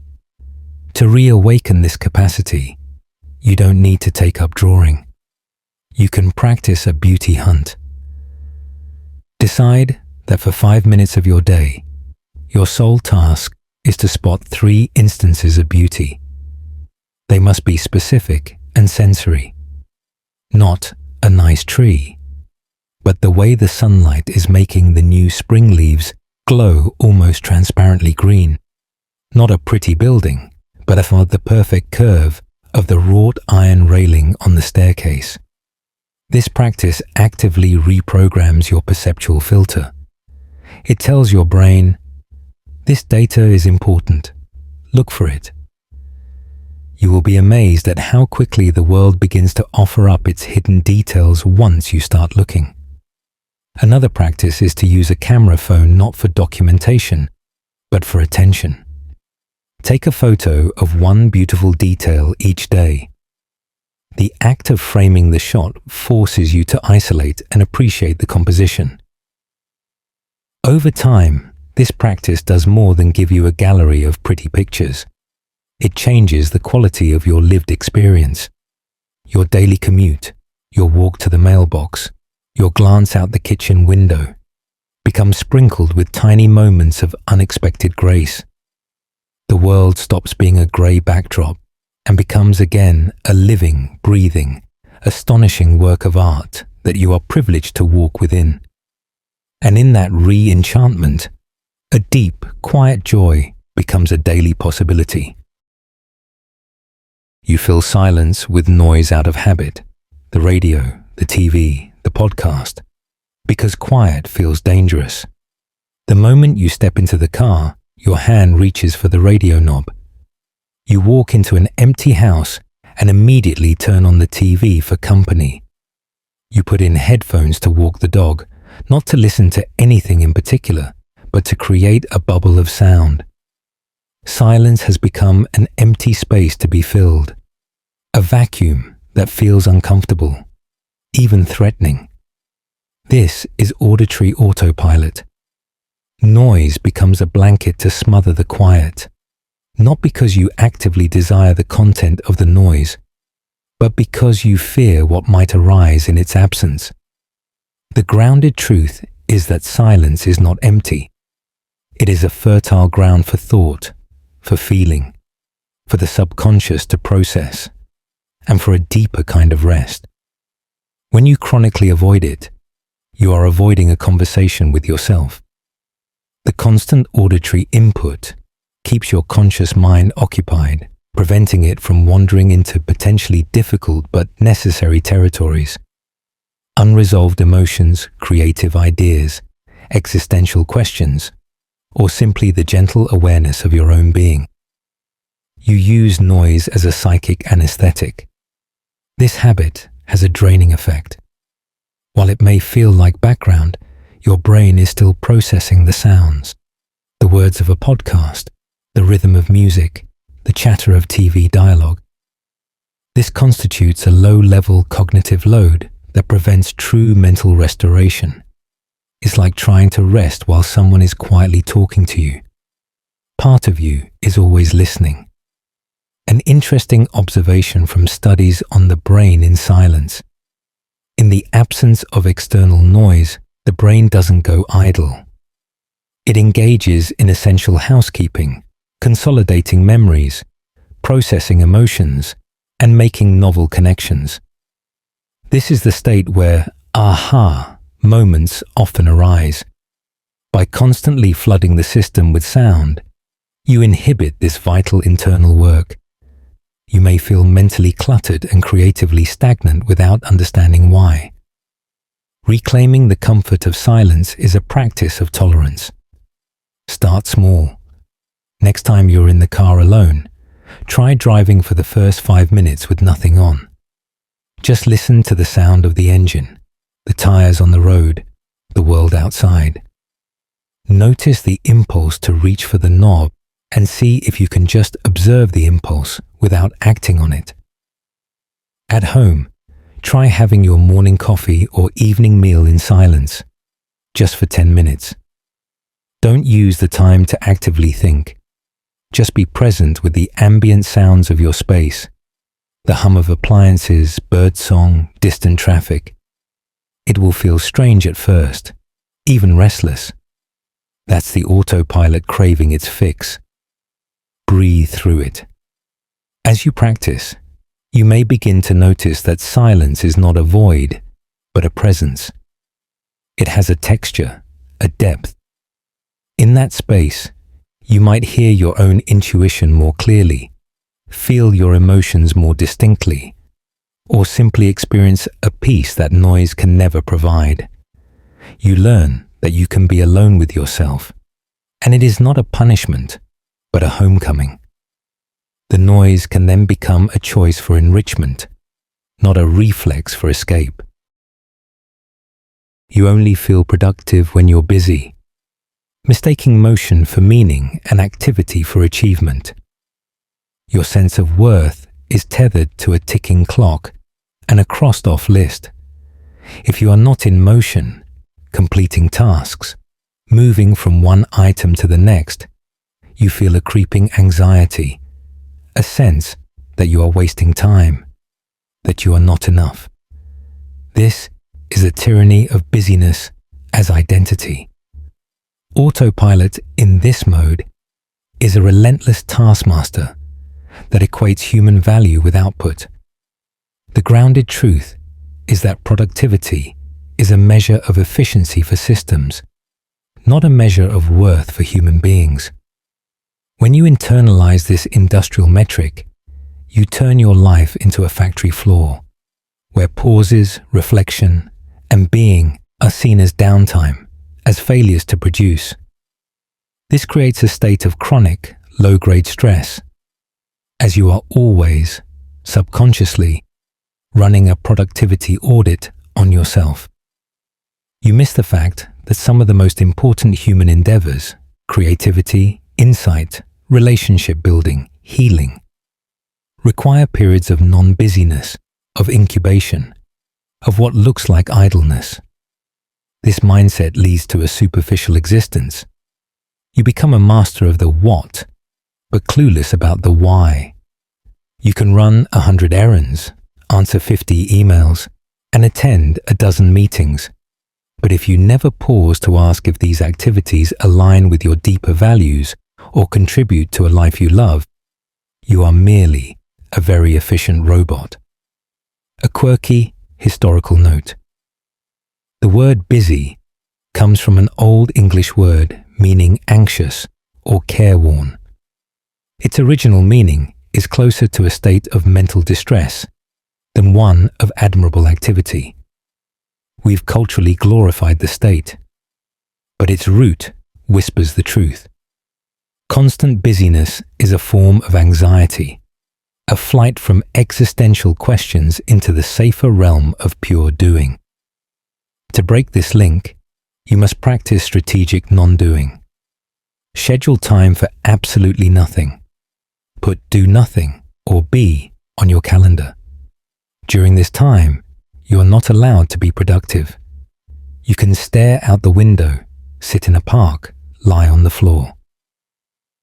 The goal is to detach your sense of okayness from your output. You will likely feel intense discomfort at first. That's the autopilot system screaming that you're broken. Observe the feeling with curiosity. Don't obey it. Another practice is to reframe your metrics. At the end of the day, instead of asking, "What did I get done?" ask, "When did I feel most alive today?" Or "What connection did I nurture?" Or "What did I learn?" These questions shift your focus from volume of activity to quality of experience. Over time, you begin to differentiate between motion and meaning.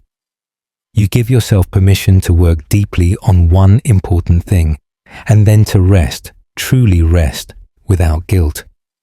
You start to value the spaces between the tasks as much as the tasks themselves, for it is in those spaces that you remember who you are beyond your to-do list. And from that remembered self, your actions can begin to flow from intention, not from a frantic, automated need to prove your worth through perpetual motion. You avoid difficult thoughts automatically, steering your mind away from anything that might cause discomfort. A challenging thought, a worrying possibility, a memory laced with regret begins to form at the edge of your awareness. And like a skilled air traffic controller, your mind instantly reroutes it.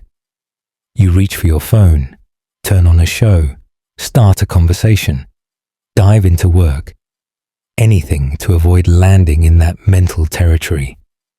This is cognitive autopilot at its most protective. Your brain views emotional or psychological pain as a threat to be avoided, just like physical pain.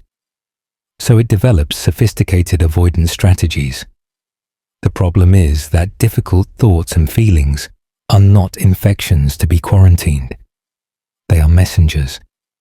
They carry information about unmet needs, unresolved conflicts, and values that are being transgressed. When you consistently avoid them, the messages pile up at the door, creating a background sense of anxiety, unease, or numbness. The thoughts don't go away. They go underground and run your life from the shadows. This avoidance is exhausting. The energy used to constantly monitor and reroute your own thinking is substantial. It's like holding a beach ball underwater. It takes continuous effort. You might feel mentally tired without having done much deep thinking. A profound insight from psychotherapy is that what you resist persists. Avoidance gives the difficult thought more power, not less. By refusing to face it, you signal to your psyche that it is too terrifying to examine, which amplifies its scariness. An interesting fact about our biology: the part of the brain that processes physical pain, the anterior cingulate cortex, also processes social and emotional pain. To your nervous system, a thought about rejection or failure is a genuine threat. Autopilot's job is to minimize threat, so it slams the door. But in doing so, it prevents the natural process of habituation and processing, where, by facing the thought, you learn it cannot actually destroy you. The path through is one of gradual, compassionate exposure. Instead of rerouting, practice noticing and naming. When you feel the urge to distract yourself from a difficult thought, pause. Take a breath.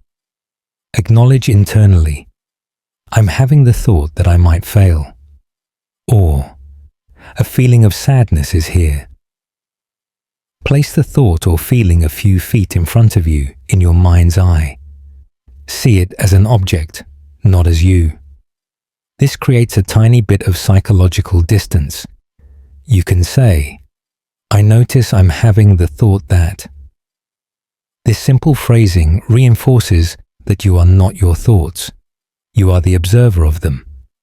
Allow the thought or feeling to be there for just 30 seconds. Don't argue with it, analyze it, or believe it. Just let it sit, like an unwelcome but harmless guest in your living room. Breathe. After 30 seconds, you can choose to return to your activity. This practice teaches your brain that difficult internal experiences are survivable. They are weather in your mind, not the foundation. Over time, the automatic avoidance weakens. You become less afraid of your own inner world. You start to listen to the messengers, address their concerns, and in doing so, you integrate parts of yourself that were stuck in the shadows. This is not about seeking out misery, but about ending the civil war within your own mind. It's the work of making peace with all of who you are. You keep postponing things that matter. Dreams and desires are perpetually set in a future that never arrives. There is a list, perhaps mental, perhaps written in a journal years ago, of things that spark a light in you. Learn the guitar, write a novel, take a pottery class, travel to a specific place, have a difficult but freeing conversation. These are not tasks. They are whispers from your soul about who you might become. And yet, they live permanently in the land of someday. When I have more time, when I'm less stressed, when the kids are older, when I have more money. Autopilot deftly manages this postponement. It convinces you that the conditions are not right, that the present is for handling obligations, and the future is for living your dreams. The cruel trick is that the future, when it arrives, feels exactly like the present, filled with its own obligations and reasons to postpone. The grounded truth is that someday is a seductive myth. The only time you ever have to enact change or pursue a dream is now, in the present moment, under the current, imperfect conditions. Postponement is a form of self-betrayal. It is the active choice, repeated daily, to ignore the callings of your own heart in favor of the immediate, the urgent, or the comfortable. This pattern creates a quiet reservoir of regret. As years pass, the someday list doesn't fade. It becomes a monument to paths not taken, a subtle but persistent source of melancholy, and the feeling of having lived a life that is not quite your own. You might become bitter or cynical, blaming circumstances, while the real obstacle was the repeated automatic choice to prioritize the non-essential over the essential. A quirky and motivating concept is the regret minimization framework used by people like Jeff Bezos. He asked himself at age 80, would he regret more not trying this business idea or trying it and failing? The answer pointed him toward action. While not all dreams are business ventures, the framework is powerful. Project yourself to the end of your life. Which will you regret more? The awkwardness of the first guitar lesson, or never having strummed a chord? The vulnerability of the difficult conversation, or never having spoken your truth? To combat the autopilot of postponement, you must break dreams into atoms and act on one atom today. The dream is not become a guitarist. The atom is research local guitar teachers for 10 minutes, or watch a YouTube tutorial on how to hold a guitar pick. The dream is not write a novel. The atom is write one paragraph about a character, or set a timer for 15 minutes and write anything. The goal is not achievement, but initiation.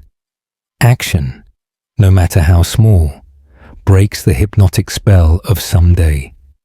It proves to your psyche that this matters enough to claim a sliver of your present reality. Schedule these atoms like you would a doctor's appointment. Non-negotiable time with your future self. Protect them fiercely from the encroachment of the merely urgent. With each tiny step, you send a powerful message. My dreams are not negotiable. They are part of my now. The energy of this commitment often creates momentum. Time seems to expand, and the dream moves from the distant horizon into the landscape of your daily life.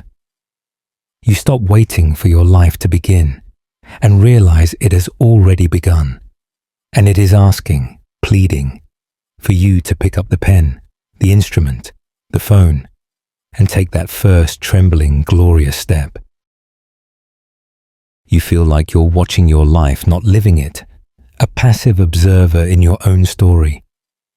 The sensation is one of distance, as if you are floating a few feet above and behind your physical body, watching it go through the motions of a life. You see yourself in conversations, at work, running errands, but there's a glass pane between you and the experience.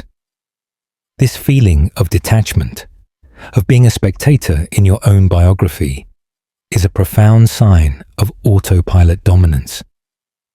You have dissociated from the first-person experience of living.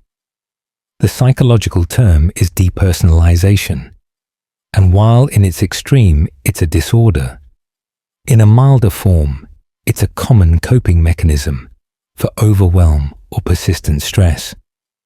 Your mind, unable to fully process or engage with the volume or intensity of your reality, checks out and assumes an observational stance. It's safer to watch than to feel. The problem is that life cannot be lived from the bleachers. Joy, love, connection, and meaning are first-person experiences. You cannot taste the apple by watching someone else bite into it. This spectator mode leads to a deep sense of emptiness and ennui.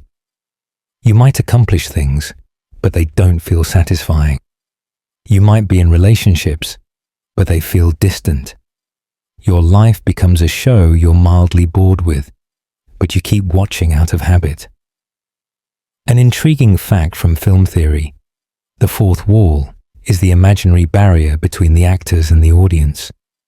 When an actor breaks the fourth wall and speaks directly to the camera, it shatters the illusion and reminds the viewer they are watching a constructed reality. Living on autopilot is the opposite. You've built a fourth wall between yourself and your own life, making it feel like a scripted performance you didn't write. To break down the wall, you must re-enter your body and your senses with deliberate force. Grounding techniques are essential. When you feel that floating, watching sensation, plant your feet firmly on the floor. Feel the pressure. Grab something with a strong texture, a piece of ice, a rough stone, a spiky hairbrush. Focus entirely on the intense physical sensation.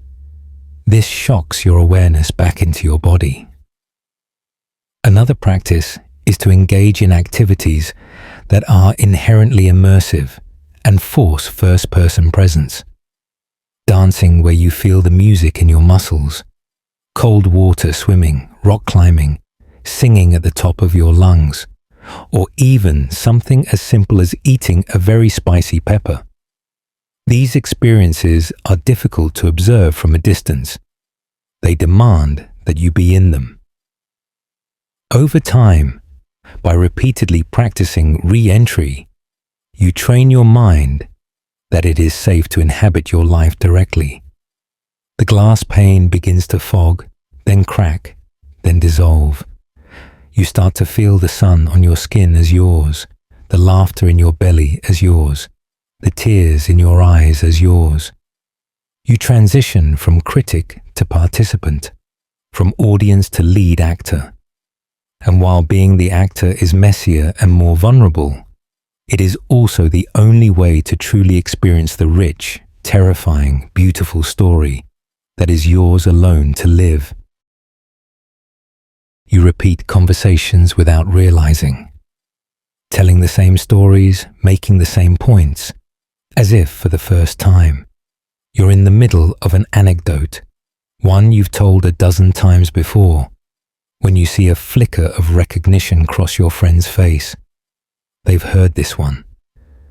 A flush of embarrassment follows, or worse, you don't notice the flicker at all, and you plow through the familiar tale with fresh enthusiasm, unaware you're delivering a rerun. This is conversational autopilot. Your stories and opinions have become recorded tracks you play in certain social situations. You're not crafting communication in real time based on the unique person and moment before you.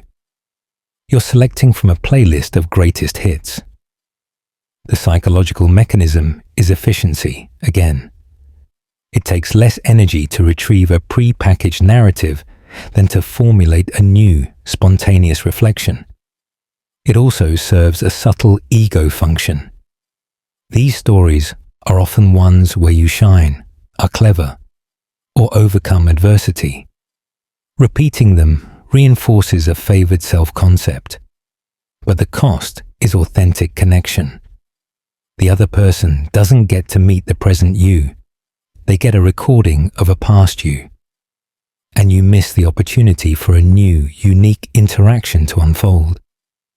This repetition creates a static social identity. You become predictable, even to yourself. Your conversations lack the spark of discovery because you're not discovering anything new about your own experience in the telling. You're just reciting. A quirky fact from linguistics: the stories we tell repeatedly, especially about ourselves, are called narrative identity. They literally shape who we believe we are. When those stories become fossilized, our sense of self becomes fossilized too. We get stuck in our own past, retelling it instead of living into new stories. To freshen your conversational world, practice the art of in-the-moment reflection. Before launching into a well-worn story, pause. Ask yourself, what is my freshest thought or feeling about this topic? Instead of telling the full, polished anecdote about your crazy vacation, share one small, vivid detail you haven't verbalized before. The smell of the market that morning, the feeling of the bizarre texture of a local fruit. Or turn the focus outward. Become curious about the other person's experience. Have you ever felt that way? What's your take on this? The goal is to make the conversation a collaborative, present moment creation, not a solo performance of your archives. Another practice is to consciously retire a story. Pick one of your standby anecdotes and decide you won't tell it for the next month. This forces you to dig deeper, to find something else to say, perhaps something more vulnerable or more current. You'll be surprised at what emerges when the easy track is taken off the playlist. Your conversations will become more alive, more connected, and you will feel more genuinely seen because you are showing up with your present self, not a curated highlight reel from your past. You drift through your commute. The journey from A to B is a blank space in your memory. You arrive at your destination. Work, home, the grocery store, and the process of getting there is a complete blank. You have no memory of the turns, the traffic, the scenery, or the other people on the road or path. That 20 minutes or hour is a black hole in your day, a lost slice of your life. This is spatial autopilot in its purest form. Your brain has so thoroughly mastered the route that it delegates the entire operation to your subconscious, freeing your conscious mind to worry, plan, or daydream. While this is neurologically impressive, it represents a massive surrender of lived time. You're essentially anesthetizing yourself for a significant portion of your waking hours. The commute becomes non-time, a purgatory between the places that matter. The grounded truth is that there is no such thing as non-time. Every minute is your life. When you consistently check out for these transitional periods, you are telling yourself that only the destinations have value, not the journey. This reinforces a transactional, goal-oriented mindset that can bleed into the rest of your life, making you impatient with any process that doesn't have an immediate, tangible result. This mental drifting is also a missed opportunity for presence, reflection, or even simple restoration. That time could be used to listen to an inspiring audiobook, to practice mindfulness, to observe your surroundings with curiosity, or to just let your mind rest without pressure. Instead, it often becomes a vortex of low-grade anxiety or rumination. An interesting observation from urban planning, the concept of the commuter zone as a psychologically distinct space.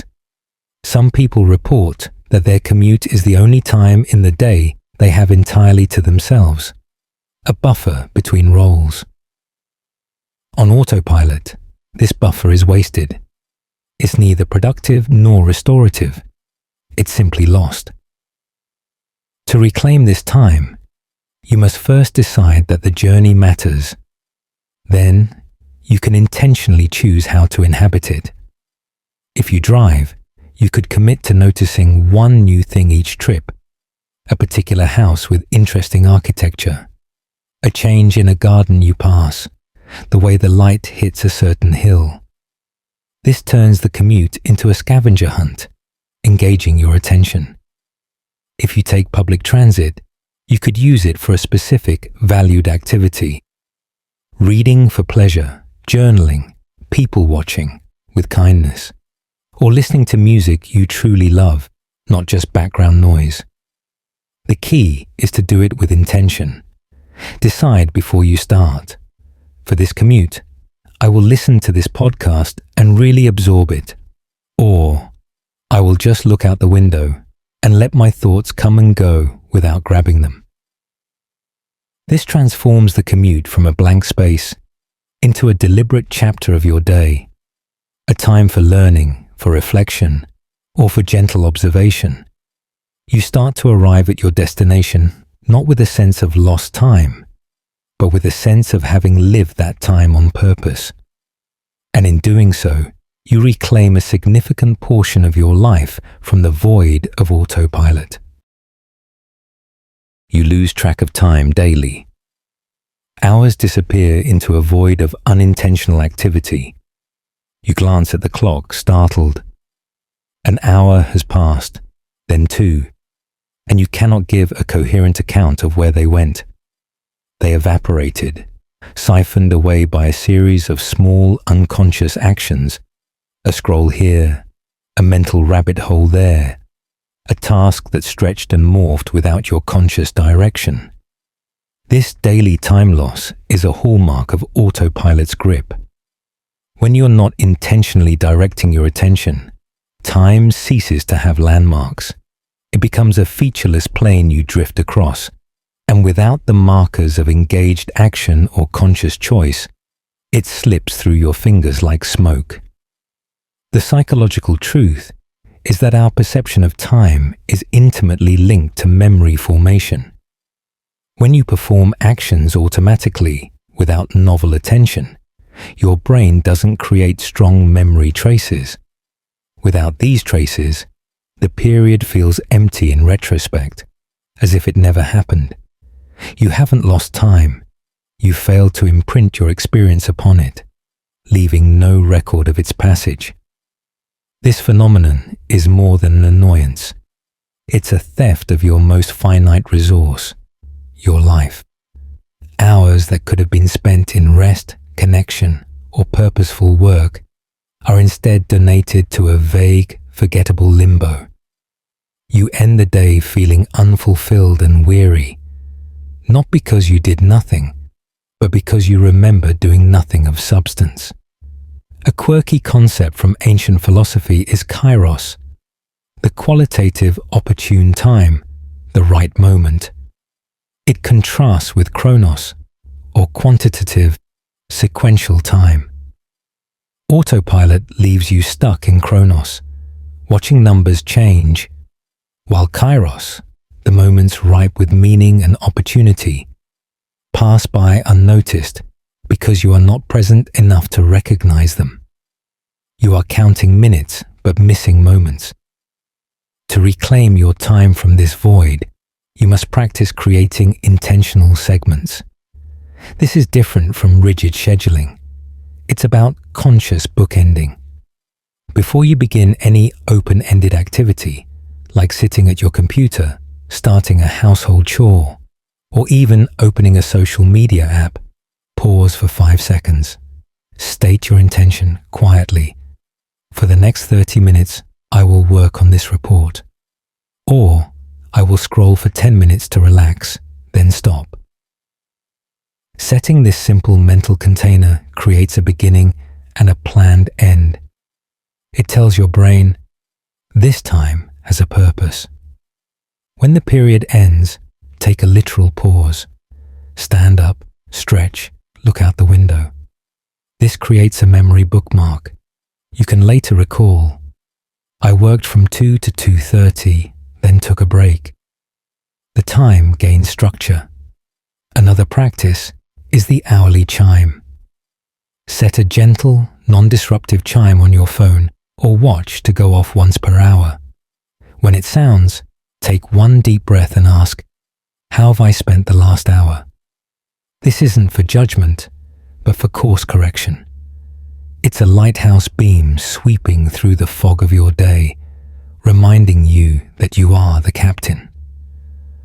Over time, these practices stitch the featureless plane of time into a quilt of distinct patches, periods of work, rest, connection, and reflection.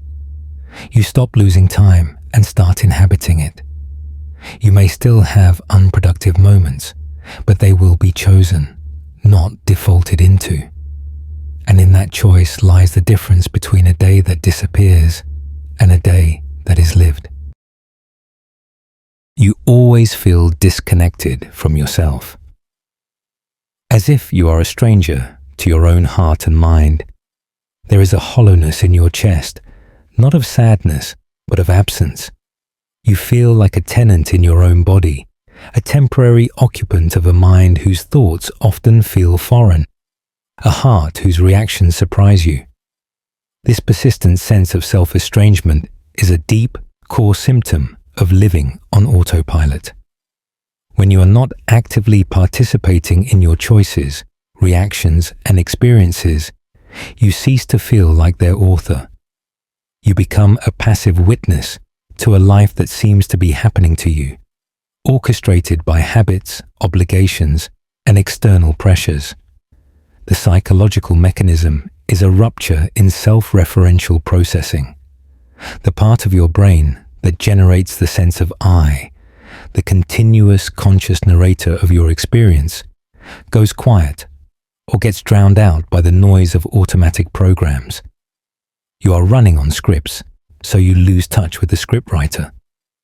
The grounded truth is that your sense of self is not a static thing you possess. It is a verb, a process of ongoing creation through conscious engagement. Disconnection occurs when you outsource that creation to autopilot.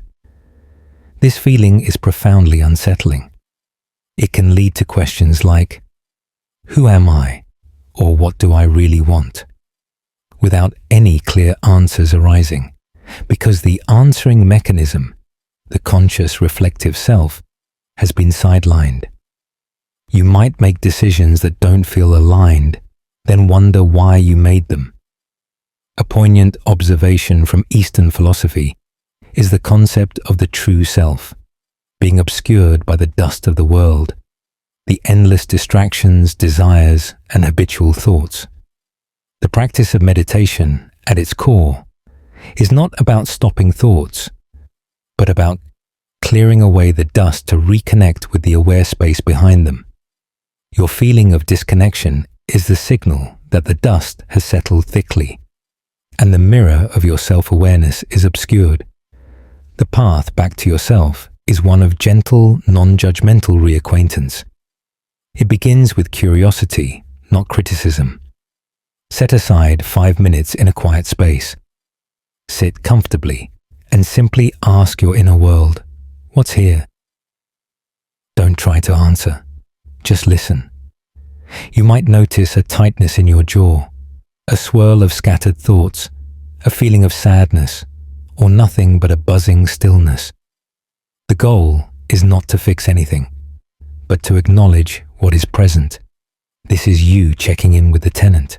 You are saying, I am here, I am listening. Another powerful practice is stream of consciousness writing.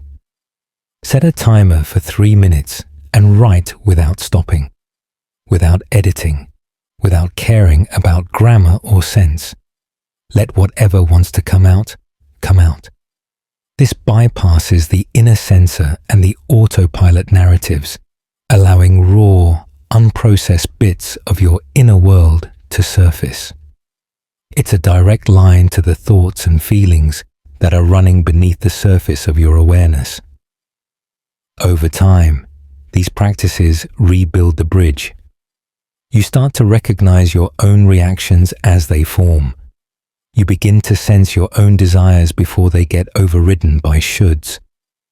The hollowness fills, not with noise, but with a quiet, growing sense of familiarity. You become less of a stranger and more of a compassionate friend to yourself, coming home after a long, distracted journey. You don't know why you want what you want. Desires are adopted from culture, advertising, or comparison. You scroll through images of a beautiful kitchen renovation, a luxurious vacation, a sleek new car, and a craving stirs within you. But if you pause and ask, why do I want this? The answer is often a vague echo, because it's nice, because it's what successful people have, because I saw it and liked it. Your desires feel imported, not indigenous. This is the autopilot of aspiration. Your wants are not born from a deep, internal knowing of what would bring you fulfillment. They are adopted from the surrounding cultural marketplace, the advertising industry, social media influencers, and even the subtle expectations of your peer group act as proxy desire generators. The psychological truth is that our brains are mimetic. We learn what to want by observing what others want. This is natural. But on autopilot, this mimetic process runs unchecked. You don't interrogate the imported desire to see if it fits the unique contours of your soul. You simply accept the craving as your own and set it on your mental vision board, often leading to a checklist life that feels hollow once achieved. This external sourcing of desire leads to a perpetual restless seeking. You attain one thing only to immediately fixate on the next shiny object on the horizon, because the satisfaction was never truly yours to begin with. It was borrowed. You are running a race on a track someone else built, for a prize someone else defined. A quirky and revealing fact: the word want originally meant lack. To want something was to feel the absence of it. Modern consumer culture has expertly turned this lack into a permanent state, constantly showing you new absences to feel. Autopilot keeps you tuned into this channel, always aware of what you lack according to external standards, rarely asking what you genuinely, deeply have a hunger for. To reclaim your authentic desires, you must practice a kind of internal customs check. When a strong want arises, for an object, a lifestyle, a status, pause and gently interrogate it. Ask, does this desire feel expansive and light, or constrictive and heavy? If no one else would ever know I had this, would I still want it? What deeper need is this desire pointing to? The desire for a fancy car might be a surface expression of a deeper need for respect, freedom, or excitement. Could those needs be met in other, more personal ways? Another practice is to conduct a desire fast. For a week, consciously avoid input that tells you what to want. Mute advertising-heavy social media. Avoid shopping sites for non-essentials. Skip lifestyle magazines. In the quiet that follows, pay attention to what bubbles up from within. What activities do you spontaneously feel drawn to? What old, forgotten hobby whispers to you? What conversations leave you feeling energized? These are clues to your indigenous desires. Over time, you learn to differentiate between the imported want that feels like a hungry ghost and the authentic yearning that feels like a quiet, persistent pull from your own core. Your goals become less about acquiring trophies and more about following a thread of genuine interest and joy.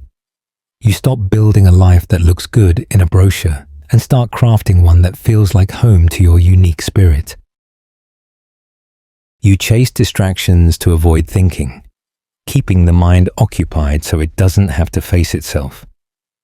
The moment a sliver of quiet appears, a difficult thought tingles at the edge of awareness, or simply the mild discomfort of boredom arises.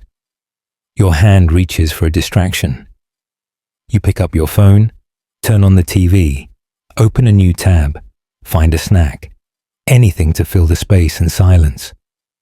This is not relaxation. It is a deliberate, if unconscious, fleeing from your own mind. You are using external stimuli as a numbing agent, a psychic anesthetic. The grounded truth is that the mind, like a muscle, needs both activity and rest. But it also needs the space for unstructured processing. This is where integration happens, where experiences become wisdom, where emotions are digested, where creativity sparks. When you chronically avoid this space, you create a backlog of unprocessed mental and emotional material. This leads to a low-grade anxiety, a feeling of being mentally cluttered or overwhelmed. Even when you're not actively doing much, you're afraid of what you might find in the quiet, so you ensure there is never any quiet. This pattern turns your mind into a cluttered, noisy room you're afraid to enter. So you just keep throwing more stuff in through the window. It's exhausting. The energy spent constantly managing your attention to avoid yourself is immense. A profound insight from Blaise Pascal centuries ago still rings true. All of humanity's problems stem from man's inability to sit quietly in a room alone. He identified the core of it. We fear the encounter with our own existential reality, our doubts, our regrets, our unanswered questions. So we invented endless diversions.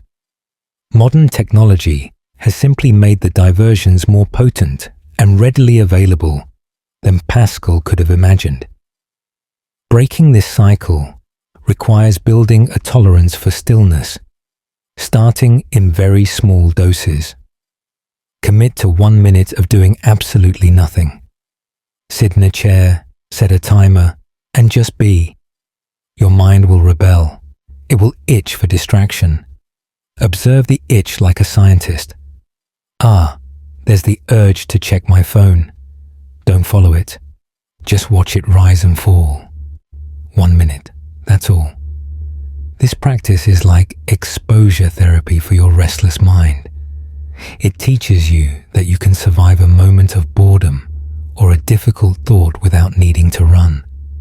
Gradually, you can increase the time.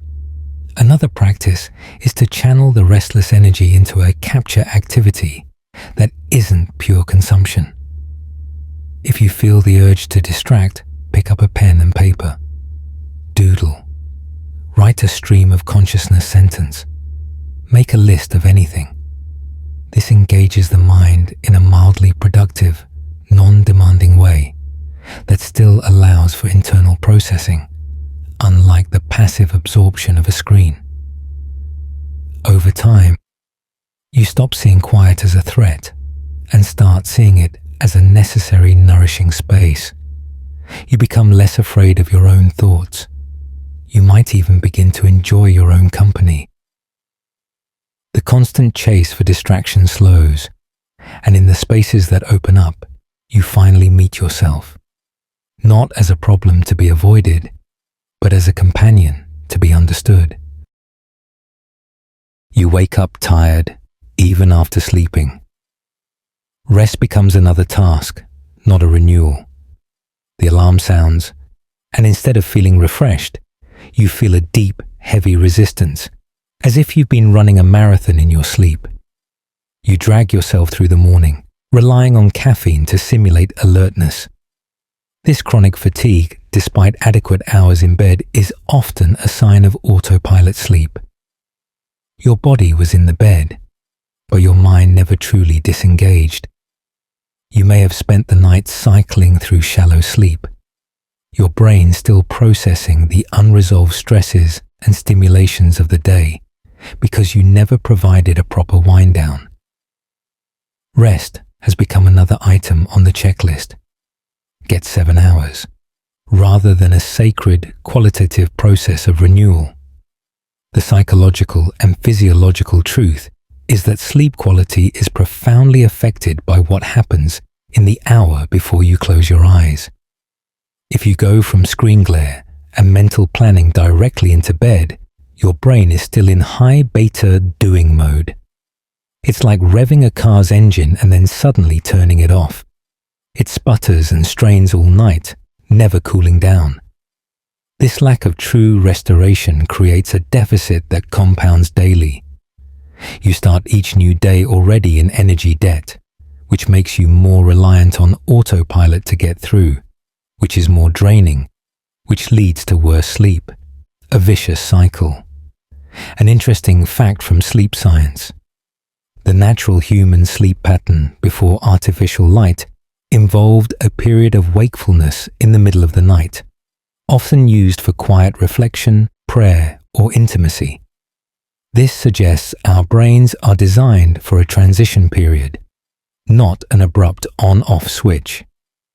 Our modern habit of stimulating ourselves right up to the moment of sleep ignores this biology. To transform sleep from a task into true restoration, you must craft a bridge ritual. This is a 20 to 30 minute period of low stimulation activity that signals to your nervous system that the watch is over. It must not involve screens. It could involve dim lighting, gentle stretching. reading a physical book, nothing thrilling, listening to calm music, or writing a brief journal entry to download the day's worries onto paper. The key is consistency and sensory calm. Another crucial practice is to reframe your relationship with your bed. Train your brain that the bed is for sleep and intimacy only, not for watching TV, working, or scrolling. This builds a powerful psychological association that helps your mind switch off when your head hits the pillow. Finally, practice letting go of the need to achieve perfect sleep. If you lie awake, don't fret about lost hours. See it as quiet rest. Often, the anxiety about not sleeping is more damaging than the insomnia itself. By creating a gentle bridge and a sacred space for sleep, you invite your nervous system to truly stand down. You may begin to wake up feeling not just less tired, but actually refreshed, as if you've been on a short, peaceful journey away from the world. Because you have. You forget your goals the moment you set them. Aspirations are written down and then abandoned to the ether. You feel a surge of motivation. You open a notebook or a digital app, write a clear SMART goal, and feel a brief flush of accomplishment. You've planned your future self. Then you close the notebook, life resumes, and within days, sometimes hours, the goal fades from your active consciousness. It becomes a forgotten footnote, remembered only with a pang of guilt weeks later. This is the autopilot of aspiration. The act of setting the goal provided a momentary hit of dopamine, the feeling of having taken action. But without a system to integrate that goal into the daily flow of your autopilot routines, it remains a lonely island in a sea of existing habits. The psychological truth is that goals require environmental design and habit stacking to survive. Your autopilot is a powerful current flowing in its established direction. A goal written on paper is a desire to swim elsewhere. Unless you build a channel, a daily or weekly ritual that directs a portion of that autopilot current toward the goal, it will be swept away every time. This pattern erodes self-trust. You stop believing in your own intentions, seeing yourself as someone who never follows through. The goals themselves may be perfectly valid. The failure is in the transition from planning to systems. A quirky and effective concept from behavioral science is implementation intentions. Instead of just setting a goal, exercise more. You create a specific if-then plan. If it is 7 a.m. on Monday, Wednesday, and Friday, then I will put on my running shoes and walk out the door. This links the desired action to a specific trigger in your existing routine, making it far more likely to happen on autopilot.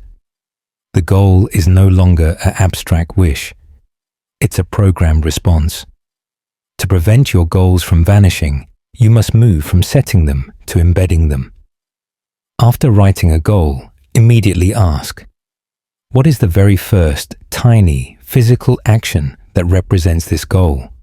If the goal is learn Spanish, the first action is download a language app.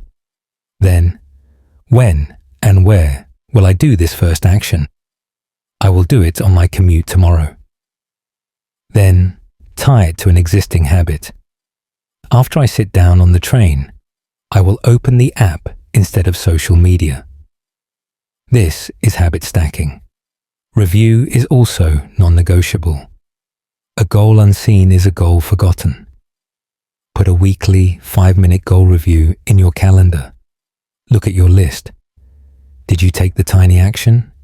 If not, what blocked it? Adjust the trigger.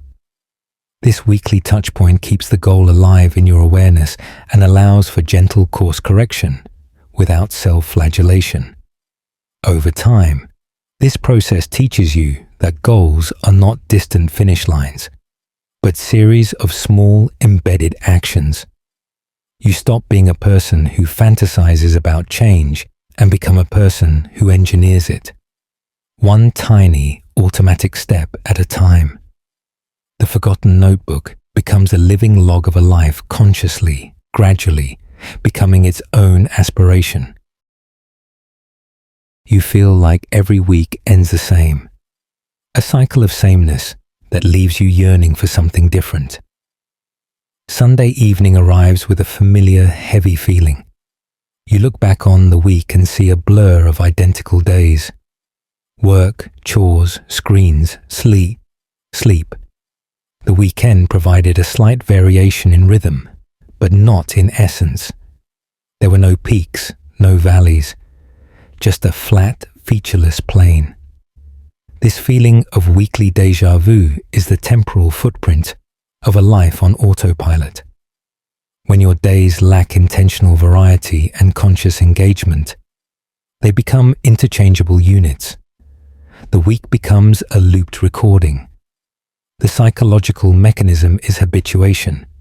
Your brain stops responding to stimuli that are constant and predictable. The same job, the same commute, the same evening routine. They all fade into the background noise of your existence. You stop experiencing your life and start merely enduring its repetition. This sameness isn't peaceful. It's stagnant. It breeds a quiet desperation, a yearning for something, anything, to break the monotony, even if that something is stressful or negative. This cyclical sameness drains meaning from time. Life begins to feel like waiting for the next weekend, the next holiday, the next big event, islands of difference in an ocean of same. But when those islands pass, you're back in the ocean, feeling the sameness even more acutely. An insightful observation from the world of music. A song with no variation in rhythm, melody, or dynamics is boring, even irritating. Our brains crave pattern, yes, but also resolution, variation, and surprise. A good life, like a good song, needs rests, crescendos, changes in key, and moments of silence. Autopilot delivers only the drone of the baseline. To compose a more varied weekly score, you must intentionally introduce pattern interrupts. These are not grand adventures, but small, scheduled deviations that create memorable landmarks. Designate a try something new Thursday, where you eat a cuisine you've never tried, visit a part of town you usually avoid, or take a different exercise class. Create a Wonder Wednesday, where your evening walk has the sole purpose of finding one thing of beauty you've never noticed before. Institute a screen-free Sunday morning ritual. The content matters less than the commitment to break the pattern. Another practice is the weekly highlight. Every Sunday, decide on one small highlight you will create for the coming week. A long phone call with an old friend, a picnic in the park, a visit to a museum, baking a special recipe. Schedule it like an important appointment. This gives the week a focal point of anticipation and a guaranteed memory that will distinguish it from the week before. Over time, these intentional interrupts weave variation into the fabric of your time. Weeks stop blending. You start to remember them. That was the week I tried the Ethiopian restaurant. That was the week I hiked the new trail. You become the composer of your time, introducing enough variation to make the familiar melody of your life beautiful, interesting, and uniquely yours. You operate on predictable emotional patterns. Your reactions are pre-programmed, not chosen in the moment. Someone cuts you off in traffic, and anger flashes, hot and immediate. Your boss gives critical feedback, and shame washes over you. you face an unexpected problem, and anxiety tightens your chest. These reactions are so fast, so reliable, they feel like truth. But they are not truths. They are conditioned responses, emotional autopilot. You have well-worn neural pathways for specific triggers. The trigger occurs, and the emotional reaction fires before your conscious mind has a chance to assess the situation with fresh eyes. The psychological truth is that emotions are not just feelings. They are action programs evolved for survival. Anger prepares you to fight, fear to flee. But in the complex social world, these ancient programs are often misfires. Autopilot means you let the archaic program run every time, without updating the software.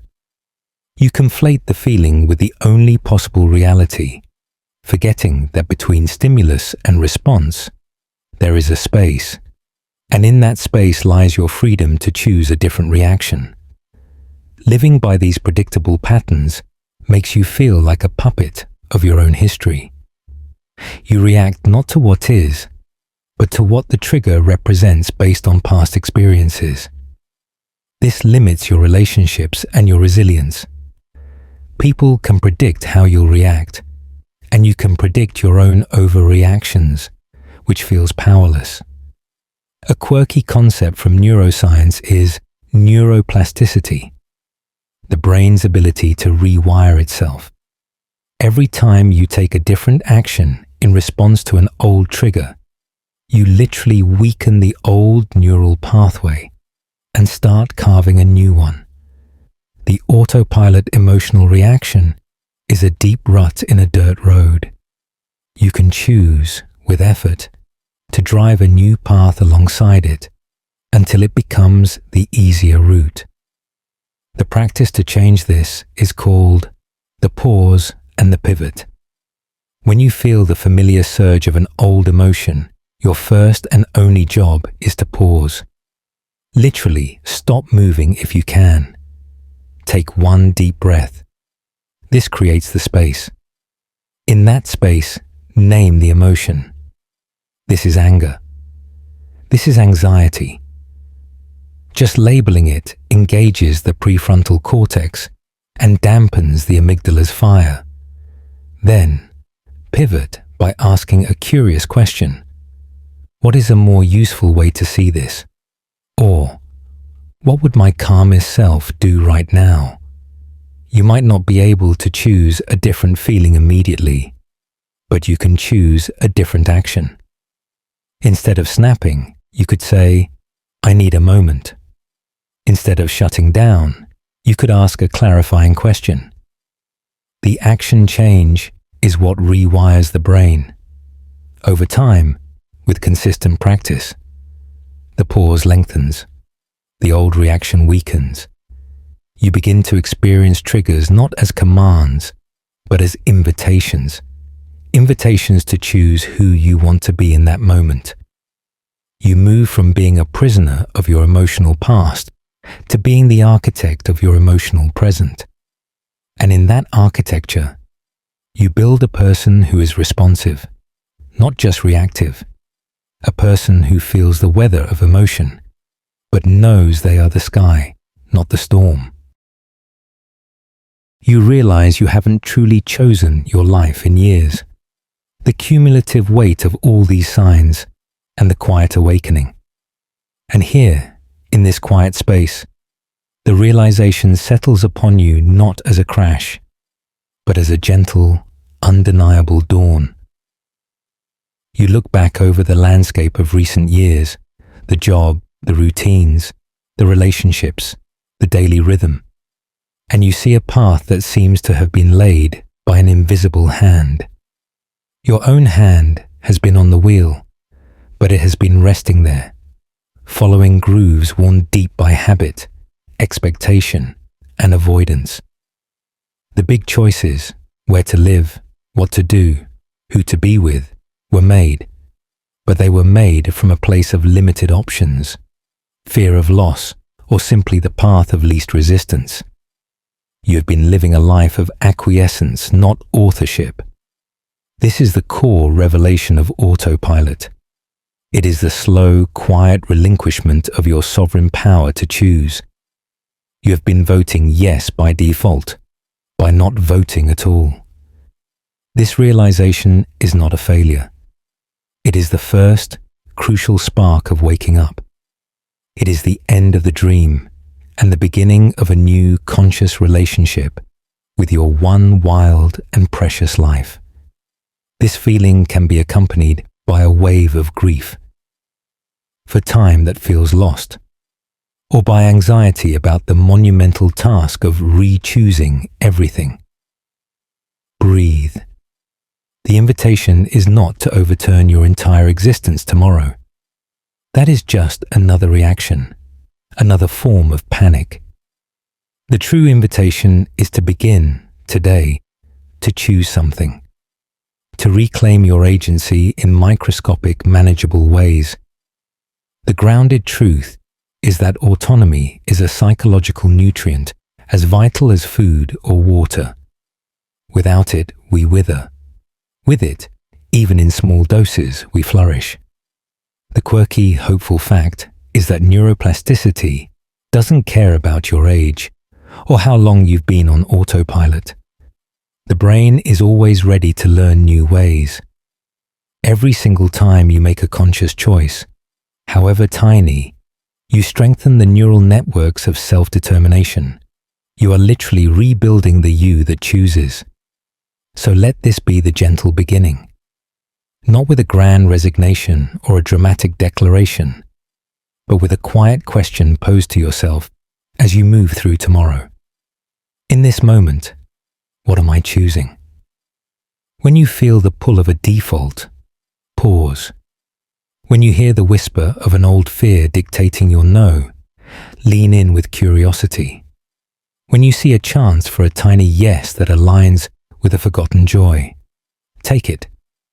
This is how you reclaim your life, not in one heroic leap, but in 10,000 small, conscious returns to the helm. You will drift back to autopilot, often. That's okay. The practice is not perfection. It is the gentle, compassionate act of noticing you've drifted and turning the wheel, just a degree, back toward choice. Over time, those degrees add up to a new direction. You start to build a life that feels chosen, stitch by conscious stitch. And one day, you will look back and see that the path you're on is no longer a groove you fell into, but a trail you are blazoning, step by chosen step, into a future that is authentically, undeniably, blessedly your own. The words fade now, leaving only the quiet they arrived in. You have traveled through a mirror, seeing reflections of a state that may feel familiar. That is okay. There is no judgment here, only the soft light of awareness. Let these signs be not accusations, but gentle landmarks on a map you are learning to read. They point not to what is wrong with you, but to where you might begin to wake up. Tonight, choose nothing. Demand nothing of yourself. Simply rest. Let your breathing be the only intention. Let the darkness hold you, a blank page before a new, gentle dawn. You are here. You're awake enough to listen. That is already a beautiful, chosen thing. Sweet dreams.